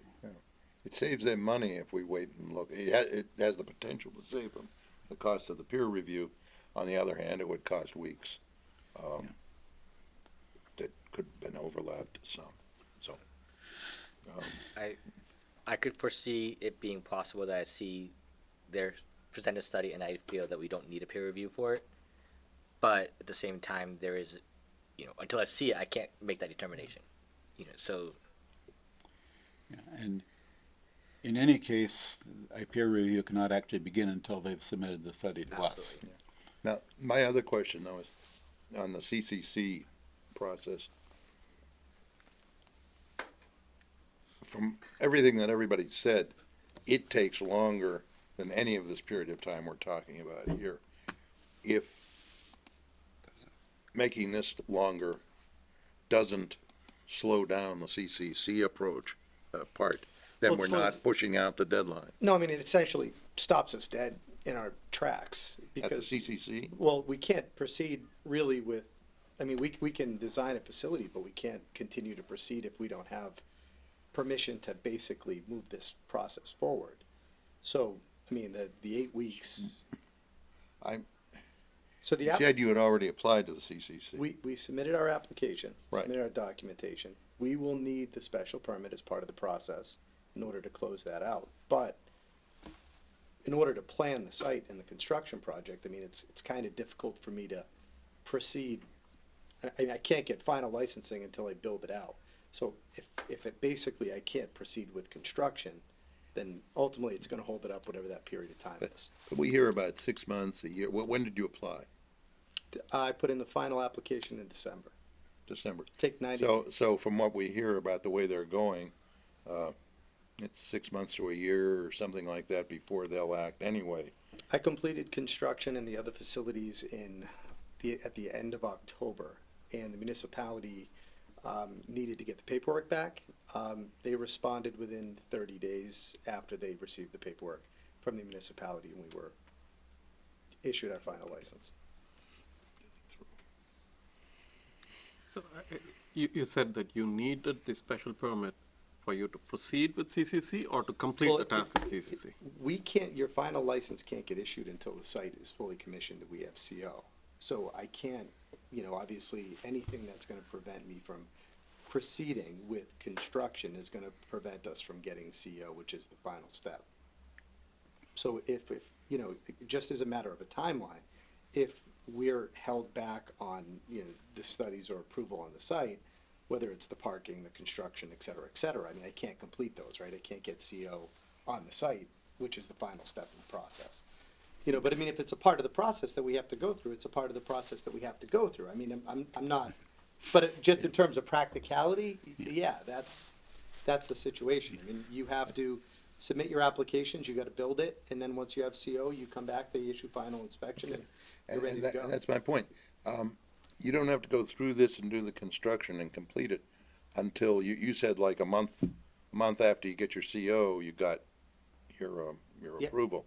From everything we hear, you're not gonna get to the point where you have to submit your CO until, I don't know. Well, I guess, just to be quite candid with you, I mean, time is money, right? And ultimately, like, our goal here is to improve this property and move this along. I mean, I'm not, if for every project that I've done in every town, most people will recognize that we don't miss many details and we do as thorough a job as possible. But at the same time, obviously I want to move this project ahead. Now, I don't recall some of the details of the CCC process, but the application you have in now, I mean, some of what I'm remembering is back from the medical days, where there was a provisional license, and there were like 2 or 3 stages of approval that were involved. And is the current CCC process, I'm just guessing here, you may have, one level of approval that you have to get in order to, that comes before you start or before you complete construction. And it's the final approval that you've been describing, where the final approval can only be obtained after you're all built out, you've got your CO, and then you get your final approval of CCC. So I'm wondering, the relative timing of getting this special permit process done with what you're currently in process with CCC. Is there something that's happening in parallel there right now? Am I right? Yeah, so there's nothing preventing me from, other than, of course, going through the necessary, licensing and permitting, et cetera, but assuming all of that's done, there's nothing on the CCC that's holding me up. Like, we've submitted our application. So what they'll do is they'll issue us a provisional license. Now, we have priority status. So all of our licenses, except for Grafton, have been accepted, and all of the provisional licenses have been approved. I'm inquiring into the CCC now to find out why Grafton isn't done. Since Northampton's done, Worcester's done, Douglas is done, and all the applications went in at the same time. We are So- special. We are special, sorry. Why this happened of 4 out of 5 applications got approved and not Grafton, I don't understand why, but I put in that inquiry to the CCC to find out. Council. This has nothing to do with us. No, I don't know what the issue is, it's just coincidental. So that could be conceivably something that comes up, that says, hey, it's provisional's coming. But ultimately, the end result of this is the application gets in, they issue you a provisional. Once you're built, you file for inspection. They come in, they inspect you, they place you on the agenda. So I can't be placed on an agenda to open until I have CO. So the goal here is for us to as quickly as we can, get to CO. Yeah, and I prefer for us not to be in the position of delaying you any longer than is necessary, but it's the is necessary qualification that's key here. That we need to have sufficient information for us to be able to make a sound decision that ultimately works for you as well as us. Understood. And anything we can do to keep that, to avoid incurring excessive delays, unnecessary delays. Yeah, and so, for example, going back to the question of the traffic report, once you get a traffic report done and submitted to us, we have to try to be in a position of not adding any more delay than we absolutely have to. But there does remain the question of whether we on the board feel that we need to have a peer review of that, and we can't answer that without seeing it. Well, my point is that if we vote that now, that we do, there'll be some time saving. There'll be a cost, but there'll be a time saving. Right, we can I have. don't know how much the time is worth, or how much the cost would be. So on the assumption that we may need a peer review, we can make the arrangements on our end to have the peer reviewer lined up and ready to go as soon the day the paperwork comes into us. Yeah, and if that paperwork happens to come into us in between meetings and the peer reviewer can turn it around fairly quickly, then it's very little delay. You could ask for a continuation to a closer date, and then if all this hasn't fallen into place wonderfully, push it out. Now, I believe I heard Mr. Hill suggest that they were looking for to come back to us in 1 month. Yeah. And your expectation is that if you can turn a traffic study around in 2 or 3 weeks, and our peer reviewer can grab a hold of that right away, and 1 month seems to be, there's at least a possibility that we can complete it at that point. And cover some of the other bases. Yeah. I know that the fire department has been, hasn't been easy to get a lot of this done there because of the chief changeover and whatnot. I know we've heard from more than one applicant or seen anyway in the process that they were having trouble getting, so you might want to talk to them real soon. Talk to the fire department. I don't know who's doing the reviews and so on over there. Dave, I'd just like to ask Norm, the stormwater waiver that you're asking for. I'm not sure why you're asking for that. Have you done the DEP stormwater checklist that would justify that request for a waiver? Well, we're not proposing any new pavement. There's no new outlet structures. There's no new drainage structures. The site is to stay as it is, drainage-wise. So there's nothing that triggers a state DEP permit. Even though you're redeveloping the properties under a redevelopment standard? Well, he's fixing up the building is what he's doing, and he might restripe the parking lot, but it's not putting a shovel on the ground. It's, Okay, you know, so in so your we're professional exempt from- opinion, then, that it's not required to do not that? required from DEP or from the state. Yeah. And considering the town's stormwater bylaw, that comes into play if you're altering something like 40,000 square feet or more. Why And not? You're not doing that. Why not? So I think the key, as I understand it, to your belief that you don't need stormwater is that you are doing nothing that triggers it. That's correct. You're not changing the pavement at all. No. You know, the only exterior work I see here is the restriping and the curbing work along Route Correct. 30. Correct. And you know, with that being the only exterior work that you're proposing, I think I can understand how that would not, that would avoid questions about stormwater. It avoids questions of landscaping because you're not proposing any changes in landscape. It avoids questions of exterior lighting because you're not proposing to change that. Right. Correct. So if would like to the see board a land- agrees with that, then the board will grant the waivers. But I would like to see a landscaping plan. Not to propose any landscaping seems misguided because you want to improve the appearance of the Pretty property. up the site, pretty the site a little bit, yeah. Yeah. Yeah, we'll Or even a talk lot. about that. Also, before we settle on the lighting, I think that's another issue that needs to be run past the police chief. Because here's gonna be sensitive to how much lighting you Security. have for safety Yes. and security reasons. Yes, he's going to be interested in this security. Now, granted that the marijuana operation is entirely internal to the building, I think the police chief is still could have some questions. It would be good to have the police chief sort of confirm that from his perspective, he's okay The with lighting is adequate that's there now. Yeah, I think you do have to run that past. Have existing lighting. That was it, especially with the new parking layout, considering the Yes. spots in Yeah. areas that are not currently spots. I think it's really important to keep him in the loop. Yeah, we'll definitely reach out and get that plan. When we bought the building, they had a security system for the exterior of the building with lighting that kind of fit with that, which is kind of why we thought we don't want to disrupt any neighbors. We just want to keep it, if that was acceptable and it worked, that was our plan. Yeah, but make sure that he agrees with that. Okay. It's nice to be sensitive to the neighbors, but you gotta be even more sensitive to the police chief. Yeah, so, Yes. certainly. Now, the CCC is also interested in improving all the much. details of your security.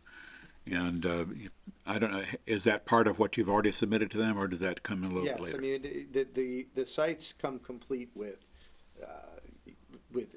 a surveillance system that monitors not just the inside of the building, but we'll have all of our exterior doors, windows on full surveillance. We have glass breakers, we use access control.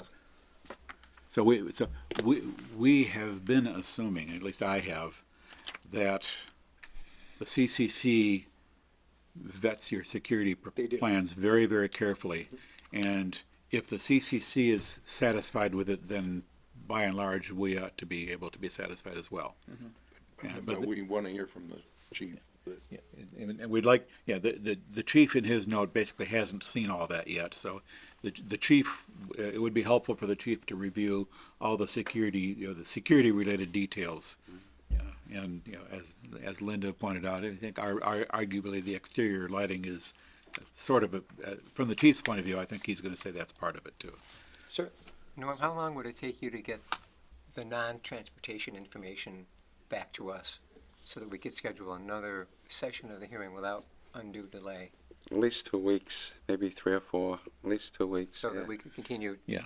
for a month, and we could be through all the other information, waiting for the traffic study to come in. Yep, yep. And that would be sort of the final piece of the puzzle.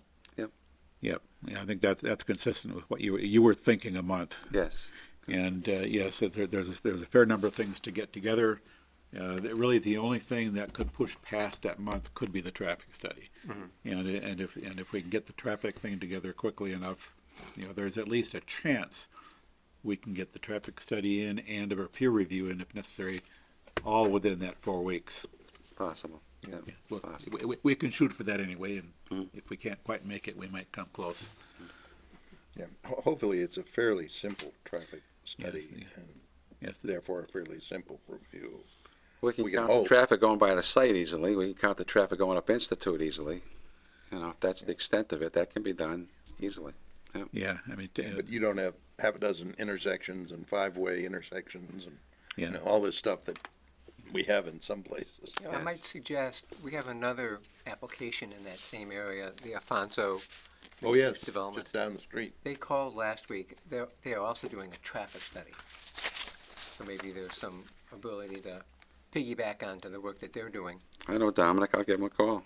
Yeah, all right. Okay. Yeah, if you can piggyback off their work, That- borrow their work, however that works. Well, yes. So one question I had is, when you have vehicles coming in, is there a loading yard or are there trailers that would come into the facility? Nope, we use an unmarked vehicle that is property of the company to ship all cannabis. You should be selling so much product that you need a large vehicle. What are you bringing in boxes on, like a two-wheeler? That's it. Yeah. There are no docks, there's No no dock loading deliveries, docks. there's Yeah. no. That, your question does remind me, and I think we've seen this on other applications where they do discuss the delivery of product and shipping and receiving, as it were. I mean, if you're a cultivation and manufacturing facility, stuff's going both in and out. In your case, it's basically going in the back door and going out with the retail customers. But still, just a discussion of what you're expecting, what kind of truck traffic you're expecting associated with this operation. It's a little detail that, like I said, I know I've seen that on some of the other applications. Yeah, So I'm pretty you- sure that in our addendum, we put that. You may have it in there, and I didn't notice it when I read last Sure. time I read through it. And the idea, and I can tell you just from writing it, the idea was that we have exactly a back door, and that, we do intend to stagger deliveries because there are security protocols that we need to follow. So the plan would be to use that. But again, there's no UPS, there's no FedEx. I mean, this is all administered material that travels on our vehicles from Worcester and Douglas into Grafton. I wonder how your Doesn't sound like traffic, tractor trailer trucks. No. I wonder how the traffic you generate in the back compares with the pretzel people. It seems to me that they would have considerably more volume. Our hours would be No, but outside of typical business well, I hours. understand that, but also, trucks full of pretzels are bigger than trucks full of marijuana. Yeah, they make one delivery. They're, from my understanding of just tracking the facility so far, I mean, they tend to ship one major delivery, not gonna say daily, but pretty close to that, a few times a week. Mm-hmm. And the truck heads out. It occurs to me, something we said a few minutes ago reminded me of this, and I noticed this in my review of the materials a few days ago, that you're proposing anticipated hours of operation for retail sales from 10 a.m. to 10 p.m. Our zoning bylaw limits hours from to 8 a.m. to 8 p.m. Okay. And we could certainly modify that. A lot of It's a small detail, but Yeah. there is a difference between what you're proposing and what we allow currently. and right now we're not interested in applying for any waivers or anything like that. Yeah. So we can work Well, with we'll it. find out when the last train comes in. Yeah, yeah. I mean, who knows? It may turn out to make more sense to allow more hours of to have our bylaw allowing more hours of operation That's for been more business and more revenue for the town potentially.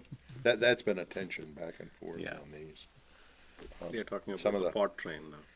You've seen that in a few towns, going back and forth. Yeah. What is it? Netta in Boston closes recreational early now, and medical stays open until the late hour, and there's hardly anybody there after recreational closes. Okay.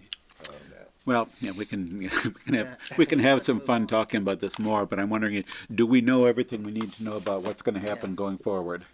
Well, I think so. I think we do. Are they, you're on top of what So, you so said. my understanding is moving forward from here, we need to address the one-way, two-way, entrance into the driveway. We'll speak with the police chief regarding the external, you know, the security plans that we have, and make sure that he's okay with that. We need to measure the distance from the grass line to the parking spot on that side and confirm that, as well as that plan for what's gonna happen there. And then ultimately, we have the traffic study, and then we'll modify the hours of the operation in the application itself. Did we capture? Landscaping? Yeah, I Yeah, think, and the landscaping plan, we'll have a look at. I mean, you know, my only, you know, we'll have a look at that. And the little challenge that we have is, as you know, like, we're very close to the wetlands and conservation, and, you know, everything, which is part of the reason why we didn't want to touch or disturb anything back there. Okay. You know, and we're faced with just a lot of concrete everywhere else. But we will have a look and see Okay. if there's an opportunity to. Well, you might have a little beautify through opportunity on landscaping. front. What's that? You where the grass is down front, and I don't know whether you can do anything in the island. Be sure to document the width of the driveways, because we have a rule about the width of the driveways. Norm, the way you had the plan worded, the greenery that you're showing, you're not proposing to put in greenery there. That was only if you're going to put in the reserve spaces that would compensate for the increase in pavement. Could you explain that? You'll notice that the wording on the plan, it says excess pavement. It doesn't say we're going to rip it up and plant it. It doesn't say we're going to do anything with that. It's just going to be lined so no one parks there. I would So like you to it'll- reconsider that if you would, but But, see, you could rip up that pavement, do some planting there and there, you could, you know, they're pretty up the front. A couple of spots. but Yeah. you'll do a landscaping plan and think about Yeah. that. That'd be fun. That might, if we keep that to in front, that might keep us 100 feet away from the wetlands out back. That would work. Yeah. Okay, well, yes.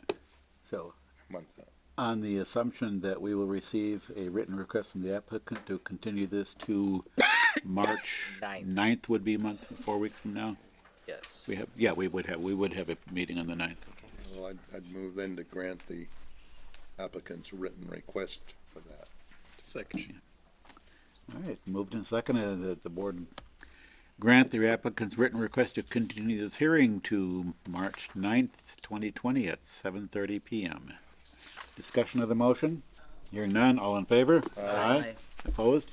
The motion carried unanimously, thank you, and Thank you. And on our end of things, we're looking for more input from various towns and boards and committees, and we sometimes have to pester some of them a little bit for that, but. Right.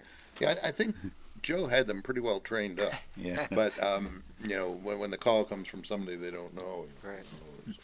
They're going. I don't know. I know some of them like the fire department. We'll follow up with them.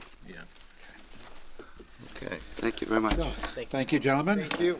We'll look forward to seeing you in a month, and with any luck, that will be the end of this process for us. Well, Although you know that it'll take at least a couple weeks after that before the board can vote on a decision, and then there's the appeal period after that, so all these delays are built into the process. Thank you. Yeah, thank the surest thing about permitting is it'll take a little longer. Let's see. Okay, Subdivision rules. so what's I did have left one on, little thing. Staff what's- report. one of the other discussion item that's left on our agenda is subdivision rules and regs update. Given that it's already past 9 o'clock, I suspect the board doesn't have an appetite to spend a lot of time talking about this. You got that right, sir. Pardon me? You got that right. Yeah. I'll just point out at this point, and, you know, this is something that we've got a couple of additional things, pieces of information that I've put into the mill for this. One is, and I guess we've got hard copies of both printed out here. One is the comparison of traffic study regulations in the subdivision rules and in the zoning bylaw. And, you know, Bill had suggested as an easy step to go through the subdivision rules and just modify those so that they are consistent with the rules in the zoning bylaw. Have you compared the differences yet? Well, yeah, okay. In other words, we're not gonna end up doing something we would rather the other rule applied.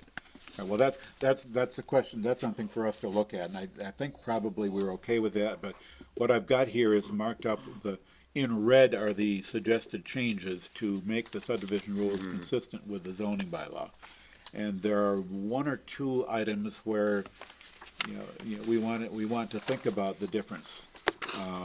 One is on item 4, the street or intersection likely to be affected by the development is one which has an average daily traffic of 1,500 vehicles in the subdivision rules, 2,000 vehicles in the zoning bylaw. So, so the suggested change to harmonize the two would be to change the subdivision rules to 2,000. That's something you want to think about. I did provide a map that shows the traffic counts, Yeah, and one of the categories was between 1,500 and 2,000, and there are very few places where that would make a difference. and so the other number there that's different that you want to think about is on the second page in this is item F under 5F. The location of driveways or access drives within 1,000 feet of the entrance or 500 feet. The bylaw is 500 feet, the subdivision is 1,000 feet. And the question there would be, do we want the subdivision to look at driveways within 1,000 feet of the entrance to the site, or only 500 feet as the bylaw says? So, the proposal here is to use the numbers from the bylaw, but that's something we need to think about. Yep.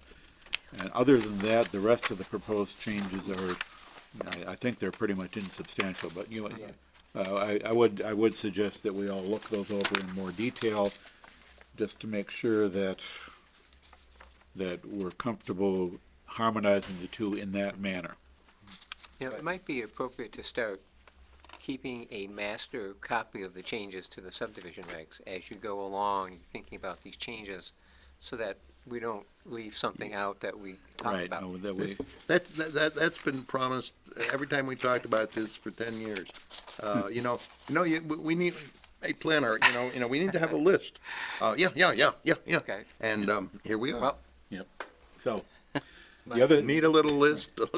My one question / comment on what I see for the differences, for the waiving of the traffic study, this is sort of rhetorical for to think about, but do we want to have a need of 4/5 vote for the subdivision rules and reg waiver versus the zoning waiver? that's a good question. The zoning calls for, Zoning calls for a Zoning calls 4/5 for vote to 4/5. waive. well, I don't want to weaken, if the zoning requires it, we're gonna need it anyway. Yeah, unless we decide in the end to eliminate one of these two sets. And then we have to think about, do we want that requirement? But right now, the zoning bylaw does require the 4/5. The subdivision doesn't, and that's kind of an inconsistency. Well, which one do you go by when you're doing a subdivision? When we're talking about the special permit, that usually goes with the subdivision, you have to satisfy the special permit. Yep. So I'd say, for now, unless sometime in the future we decide to eliminate entirely one of these sets and say one set serves all purposes, it's better for them to be consistent with one another. I don't see taking traffic studies out. No, I think, So, right, yeah, I think there should be no question that we're always gonna have traffic study rules. The only question is which document should those rules appear in. There's precedent for rules in the subdivision rules to be applied to non-subdivisions. We have a number of cases where that happens. That was part of my thought there. but you can have a subdivision without a special permit, and you can have a special permit without a subdivision. Yes. And if you want to be able to look at traffic, both in those cases, you gotta have it in both places. Yeah, you have to have it applicable. Now, the zoning bylaw can apply those requirements to things other than special permits. Maybe so, I don't know. Yep. My Well, main thought for doing that was the But fact that changing the zoning bylaws, the last thing, Yep. right. Yeah, I don't rules want, and regs are, right. I don't want to get into changing zoning bylaws right now. We're going to be doing some of that sometime soon anyway, but you know, there's a lot that we can think about sometime in the future about changing zoning bylaws. Okay. Right now, I'm looking at Yep. doing the subdivision regs only. My main thought for that was just the idea that, yes, you can use the subdivision rules and regs outside of when that zoning bylaw provision would take effect. And if we have a equal or lesser requirement of X number of the board for waiving it, then that's okay in theory. It could match for 4/5 as well. That was just the thought to raise. Yeah, but for right now, I want to keep things as simple as we can make them. Yeah, well, what happens when you come in for your special permit and you only get 3 votes? Do you say, well, my subdivision doesn't, my subdivision satisfied? Yeah. Be careful about that. Yes. So the other thing I've handed out here is a list of what item issues I've identified that are about the terminology. Yeah, I've gone through the entire set of subdivision regs and identified this, some terminology issues. Some of it's just achieving consistency in terminology, some of it's sort of, and that's basically, mostly it's about achieving some consistency in terminology. It's nothing, I think there's little, if anything, of substance here, but it's more a matter of, Yeah, well, using the terminology now, clearly. haven't we also,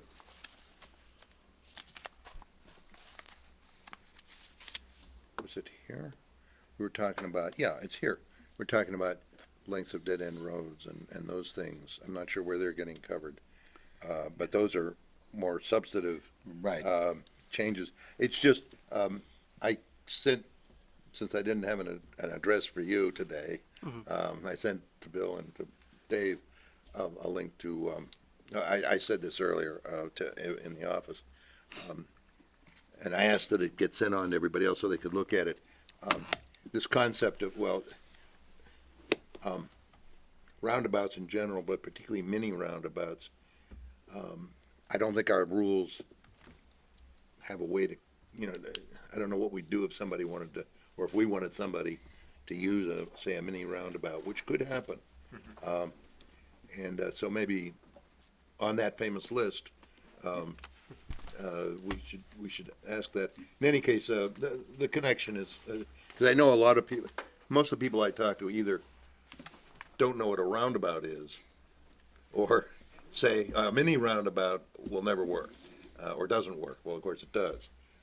In England, that's what this report says. Of course, I guess it only works when you go around the other way. If memory serves, I was in England back in '94. Yeah. And if memory serves, I encountered quite a number of those mini roundabouts, as well as some larger roundabouts, one of which I was riding with a guy, and he circled it 3 times before he figured out how to get off. What I like, when you see this document, they allow for essentially a left turn for big vehicles can go through these things across the island because the island is mountable. But then when they draw the vehicle path for a big truck, it's a left turn right across the circle. Okay. But anyway, take a look so we know, everybody knows what. That was an interesting article. I haven't read all the way through it yet. Hopefully it'll get sent on. Share that with everybody. And they're at some point, well, it's one of the things that we can think about in the subdivision regs, relative to street and intersection, all that is, do we want to do something to accommodate that? This document on terminology is just one of a number of items. It covers just one of a number of items I've come up with to think about. Sort of a couple of the major items. Really 3 things that I wanted to at least get a sense of the board is how do we want to follow up on that. One is stormwater. Graves Engineering has pointed out to us more than once that our subdivision regs, the stormwater regulations in the subdivision regs, are not entirely consistent with the Grafton stormwater bylaw or the current state stormwater standards. I'm thinking that we probably want to get Graves involved in figuring out how best to revise the subdivision regs to deal with stormwater to current standards. That will undoubtedly require the transfer of some money from the town to Graves. How about if you can't you say complies with the town bylaw? it might be that simple. Yeah, because setting two sets of rules in two different places, as we've just Well, noted, in fact, is not optimum. in fact, let me state that a little bit stronger. Ultimately, the objective would be to make sure that that in both the zoning bylaw and the subdivision regs, we are consistently referring to the Grafton Stormwater Bylaw, wherever it's possible. And then there are some questions there. I'm not sure. I mean, I think Graves probably has some thoughts on that as to how to harmonize that and avoid redundancy or contradiction. In addition, Graves may have some useful input to us as more of the engineering related things in the subdivision regs. I'd like to have an outside opinion as to whether any of those need to be changed to conform with current practice. So there's some involvement, Graves. I'm assuming we can probably use some professional and technical funding to enlist Graves to whatever extent they need to be involved to help this out. It's less of it. Part of it's not so much an engineering question as it is a procedural question. Is what do we have to change in order to make sure that everything is referring to the proper authority? And would you like to get an estimate from Graves for what they would charge to do that kind of review, and then we could see if we could get the funding for it? Yeah, that Or would you rather try to get funding first and then? Yes. Well, I think, I suppose it would be appropriate for us to determine whether there is any funding available.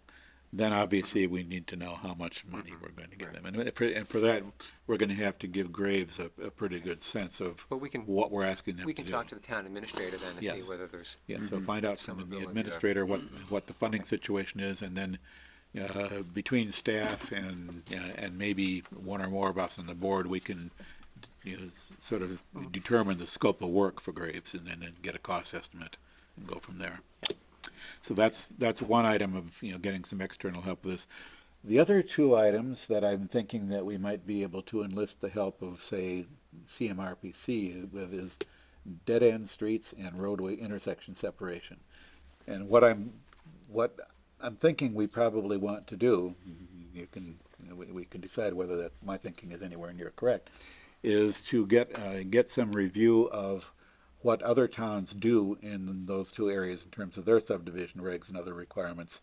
What are their rules and why their rules are the way they are, because ultimately I think we want to come up with possibly some changes to our rules, but definitely a way of saying why we do what we do, which gives applicants a better sense of what their chances are for getting around that. The question came up last meeting that, well, why do we have that? What's it all about? And we really couldn't answer that because none of us were around when those rules were written. So I'd like for us to be able to articulate better the justification, the reasoning behind those rules, and if our practice is widely different from other towns, well, why? And should we be more consistent? And granted that our situation is unique, or potentially unique, we still I think we need to be able to better explain that. Maybe Chris could take a look at that first and give some input on facts and on process. Yeah, regulatory intent is always pretty difficult to kind of ascertain, but I'd be happy to take a look at it and see similarly what are other communities doing and what can we do that would. I know Joe often got onto the listservs that you folks have and gathered the information. I think that's going to be a much better first step than going to CMRPC at this point, because I have an idea of what they'd be able to do. So I'd certainly be happy with that. Chris can do as much as he can reasonably do. I mean, you've got a lot of responsibility in that office, but I have some information on that that I can share with Chris. To the extent that you guys can develop some information on that, and then maybe we'll get a better sense of whether we need to reach out to CMRPC or someone else for further work on that. On that, two particular items explicitly, I think the idea of getting us as a board in a town having justification for why our numbers are the way they are, whether we're changing them or not, is even if they're different than what the original justification was. I think it is extremely useful to have that written down somewhere. It helps us, it certainly would help me better to decide, what I think about a potential waiver. If I have a better understanding of the value of the rule and not just its existence. Yeah, except that the justification lasts maybe as long as the length of time that the people in question serve on the board. You know, the next person comes along, the story's different. The picture changes, and even the same people, the story might change. So, you know, you have one point in time back in the 70s, or whenever it was.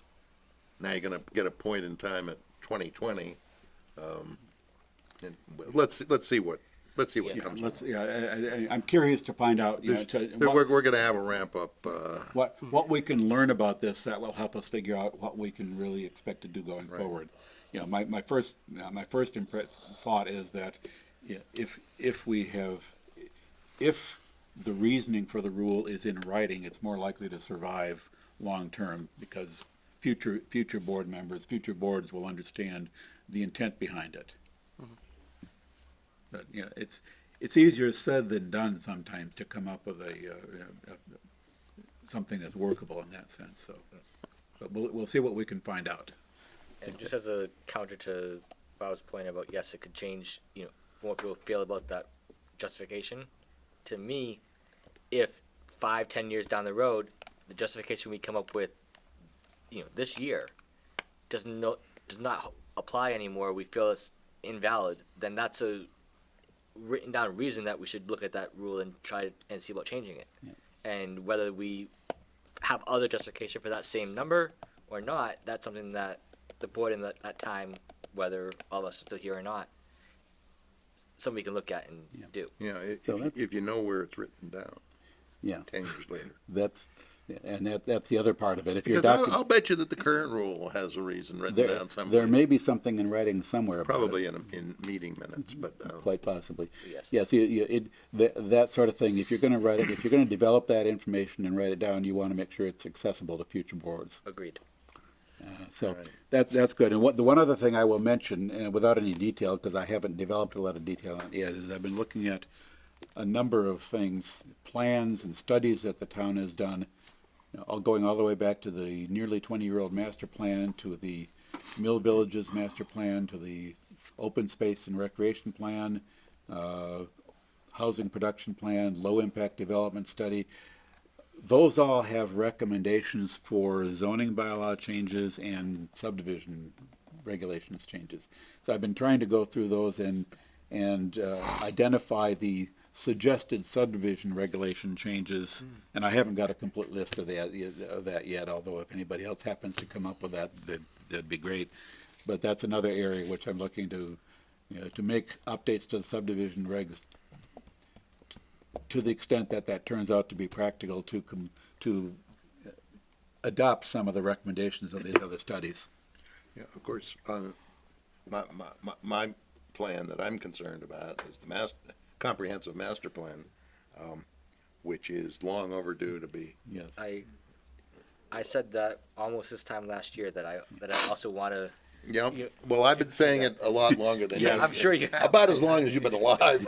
Yes, we've been one or more of us have been mentioning that countless times over a good many years. Yeah. Well, the going rate for those today is about $150,000. Yeah. Yeah. Well, I've seen some towns that claim to get it done a bit less, but yeah. I think Shrewsbury did one recently. If you. I don't know off the top of my head what the cost was, but If you do the whole thing, just go out and hire somebody from Boston like we did the last time. I keep advocating chopping off pieces of the plan that are relevant today that would be useful, working on them and making, you should be able to amend the current plan as opposed to starting all over again. And it seems to me like that's a place to engage the community too in developing a forward look. But I've been having trouble getting anybody to go with me to actually pick something to work on. Well, it's probably a capital item, wouldn't it? in the town budget. If you So were, maybe you need to go to the capital committee and make the pitch. if you were, depends on what you wanna do. If it's, hire a whole lot of work done, yeah. If it's do a bid here and a bid here, cause I know some of the towns, some of the smaller towns, that I work with up at CMRPC, do their master plans and manage to do them for a whole lot less. By one means or another, by, internal work and, grant here and there. DLTA, And, right, sure. and I think it's worth at least having that. Yeah, we'll see. We'll have to see if we can get some traction on that between. I'm at pretty least some of sure us. our 24 hours of CMRPC time won't get us very Yeah. far in that, but some of it could chip away at some piece of it. I know that the town administrator was talking about trying to piece in a grant writer into this coming fiscal year's budget. And if we do end up getting a grant writer, that hearing that grants can also be used toward the master plan, that could also give us some portions of the funding for that process. If someone has grants for it. Yeah, some years ago, I don't remember how long ago it was, I kind of went through the master plan and made some notes as to my thoughts at the time about what needs to be updated and maybe how we could do it. So among other things that I have in mind that I'd like to see this board work on is I should pick up those notes and see, because it kind of followed along what Bob was saying, that maybe we can pick at some pieces of that master plan and update parts of it. The more recently developed open space and recreation plan, for example, I think has a fair amount of information that could be folded into the master plan. Yeah, exactly. One place to start is that big table at the back about what's to be done and who's to do it. And it's been less than really productive. Too many things and whatnot, and it might be time, in any case, because priorities have changed, to look through that and see if maybe we could, without spending a lot of money, recast that, who and what, part at the end. So this is kind of drifting off the topic Right. of subdivision rules and regs, but this is something that, I think we do need to keep in our consciousness that we have a master plan that really is due for an update and I think it slips right in here with the next item, staff report. yeah, so. Was there any bills? So let's, unless somebody has anything more on subdivision right now, I've said what I want to say. I And I didn't think see we've any got bills. some ideas of what we can do, sort of our next steps on that. Bills? So did we have any bills? No bills? And we We have a William.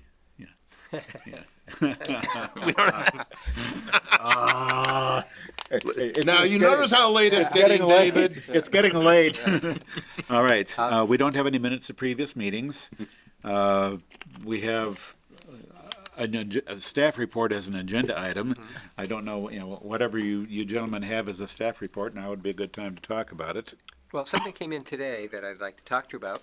A couple of years ago, Grafton became a housing choice community in 2018, and that designation lasts for 2 years. So we're up for reapplication to become a housing choice community again. So the application notice just came out today, and the application is due March 23rd, so it's about 5 or 6 weeks away. So the criteria is whether the town has produced housing units. And the standard that they use is 500 housing units within the past 5 years, or 300 housing units in the past 5 years if you've adopted some best practices for housing development.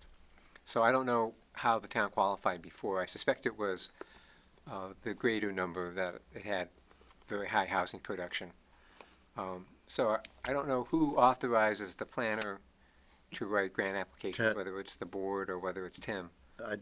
That should go to, if it's the planner who does that, since there's no one else, but it might not be in a bigger place with more people, I think you talk to Tim. Okay. So the benefit is they have grant programs. There's a capital grant program for housing purposes, and then there's various other state grants where you get priority consideration if you're so designated. Yeah. So I think it's worthwhile. Yeah, no, there's been a fair amount of attention paid, but not, that was terribly visible to us, but the, the whole process of housing production and so on, Right. has had a fair amount of attention, but it's coming from someplace, others than the board. Okay. I imagine a lot of the work Okay. actually ends up getting done in your office, but Right. Tim is, Okay. other duties as assigned by Tim. Right. So we'll check with town Yeah, administrator. follow up with Tim on that. Okay. The board is probably interested in the Oh, yeah. town continuing that designation. Okay. Then the other thing that came up is, Dave, you attended the development team meeting last week, Yes. and there's prospective buyer of some land in the Fisherville Mill Smart Growth District. There's a northern section and a southern section, so they were looking at the southern section, which is available for development. So we had a brief, fairly lengthy discussion with the prospective buyers about what's required to satisfy that zoning designation. Don't know whether it's going to come of anything, but just to let you know that something may come forward in a Where is reasonable amount of time. Do you know where it is? It's adjacent to the Mill Villages Park. With Fisherville Mill. Oh, Fisherville. on the west side of the park? Yes, the- yes, the- on the the- west side of the park. The west The- side of the park. Where the greenhouse thing is and the Yeah. collapsing agway is? Yes. Yeah, so the zoning, I think, allows about 60 units on that side of the street, so they would be interested in There pursuing was that. something about mixed use, wasn't there? Yes, this is the 40R. That's Yes. it's mixed use. And in fact, the prospective buyer was talking about a mix of residential and commercial. Right. Isn't that partly governed by the state? What? What can be done there? Well, the it's town part of had this to 40R. submit a very detailed plan for what was to happen there, so the town actually developed it and the state approved it. Yeah, I But think it that- has to be done according to that Yeah. that scheme. That was done in Yeah. 2007. The 40R zoning for that. Right. So And it's we, been we had staying ever since. That's right. So we had to look that up. these because are long-range plans. Long range. None of us who were in the meeting at the time could remember all the details of how that 40R worked. Yeah. So the Didn't that have planning something board to do with, becomes- the recovery of the site too? It was part of doing everything to, So what happens is, under this specific law, you can't require a special permit. So it's a by right use, but the planning board is designated the plan approval authority, PAA, which is more of a site plan review kind of process. Right. The process is much like site plan And it's review. an expedited review Yeah. process as well. That was the Bernard business. Correct. is. Nice guy. But it's set forever. So Anything else? those are the two things, and that's, Yeah. you had anything else? Yes, well, Chris can report on his first day on the job, right? Everything he's accomplished. He's amazing. He's done so much. I think we'll give Chris a little bit of time to fully ramp up here. Has he even gotten his keys yet? I have gotten the keys. So Have you yep, gotten an and a email login. address? Yes. Yep. I will. I'll Would send one it. of you please send me Well, it's- your email the address? convention is last name. I don't want the Yeah. convention. First I want- initial at I want, I cut and paste. draftedma.gov. I cut and paste. I'll send an introduction email to the board members so that you'll have it. Good. Thank you. All right. So tomorrow I can include, make sure he gets that thing I sent. On to the last, well, not quite necessarily, the next item on the agenda is correspondence, in which I noticed one thing that the board should be aware of, and there may be others that other people have read and want to highlight, but we had a Cease and desist. request from the Mill Villages Advisory Committee to attend a meeting on February 27th at February 27th at 10 a.m. at the South Grafton Community House, and they're sort of inviting the planning board, or at least a representative of the planning board, to meet with them and talk about dovetailing efforts and working together synergistically for the town and the development of its many mill villages. And one of the thoughts that popped into my head when I read that was that kind of connects with the mill redevelopment that we've been discussing. Yeah, It's I think I figured out this afternoon that their scope is really the South Grafton Mills. It's a little hard Yes. to know. It's the South Grafton Mill Villages specifically, yes. It's like, it overlaps with what we're thinking about, but, And it's just it, buildings what we're surrounding thinking those about two. covers some different territory as well.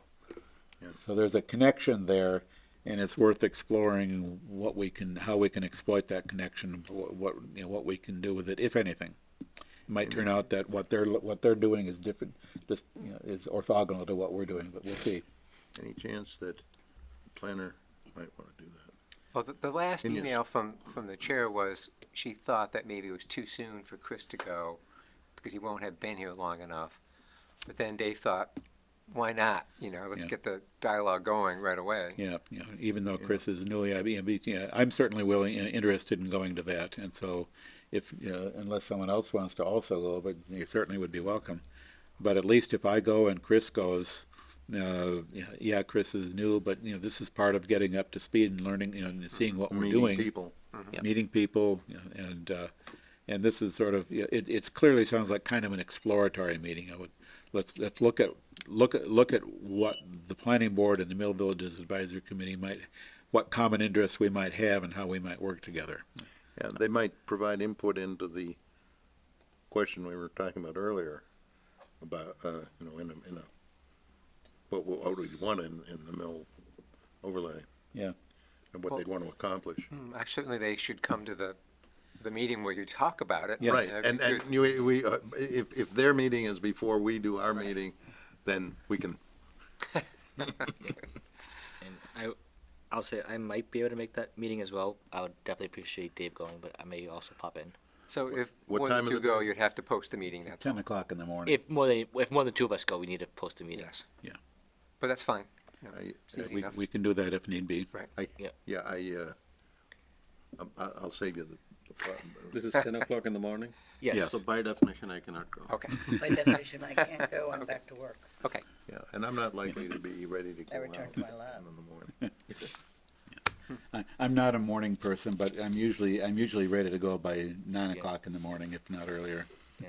So it's not a I'm problem. lucky enough to work in Grafton from home and have the ability to move my schedule around as situations dictate. So And you're up at that hour. yes, I'm getting kids, ready for school. children make me be up at that hour. So, Alrighty. with that, is there anything else that anybody noticed in correspondence that they want to discuss? There's an interesting cease and desist in there, Yeah. but we don't need to talk about it. No. Are there any reports from planning board representatives on town committees and CMRPC? I have one from the Library Building Planning Committee. Just so we are all aware of it, and there might be some minutes out there. In the last meeting, which was last Monday, there was a report that was presented. Basically, we have completed probably 10% of the excavation, and we have burned through 65% of the contingency. So there is a good potential that there might be a cost overrun. So my recommendation to that committee was that information should go up to the select board, and they should be aware of the fact that this is something that's happening. Nothing wrong, it's just that they hit some bad soil out there, and that's gonna happen, that's the nature of the beast out there. But so that we are also aware of the fact, 10% excavation, we haven't even completed excavation. And it's already 60% of the 60, contingency? 65% of the contingency, we have burned through them. Because that's not the number I got from,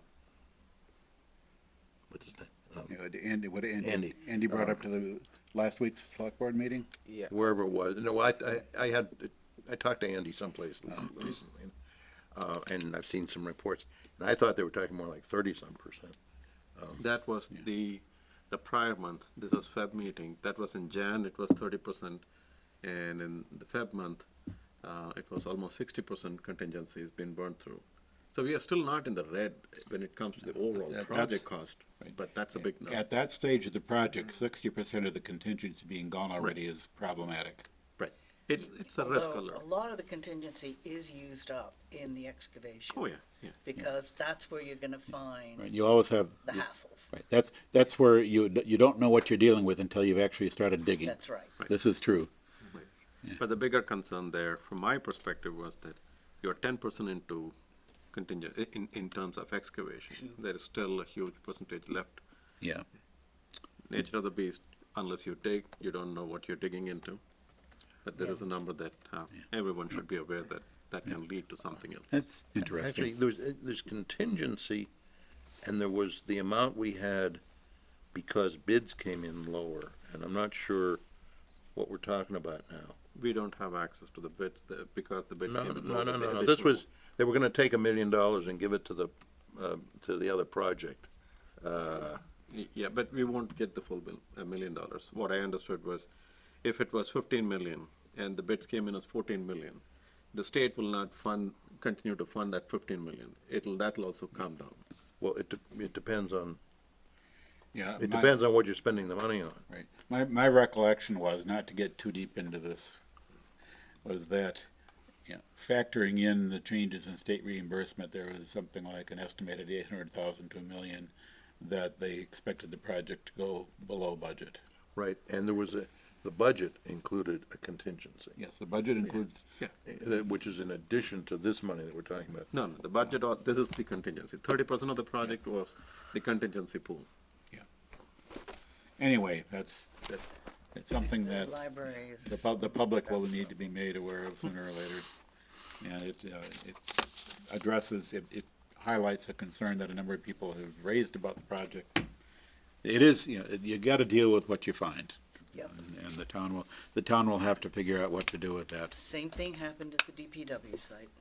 Yeah, Well- except the DPW only allocated a 3% contingency to begin with. Yes, that was a little bit of a problem. Had the DPW project allocated the usual 10% contingency, I don't think they would have had an overrun at all. Yeah. But because we did the DPW, we tried to lowball that number in order to get it passed by town meeting. Yeah, we That's got what burned happened. again. That's water under the dam or over the bridge or wherever it went. Yes. Through the culvert. Any other reports from planning board representatives and town committees and CMRPC? Any other light items which may lawfully come before the board? I move we adjourn. Second. Moved and seconded that we adjourn. All in favor? Aye. Opposed?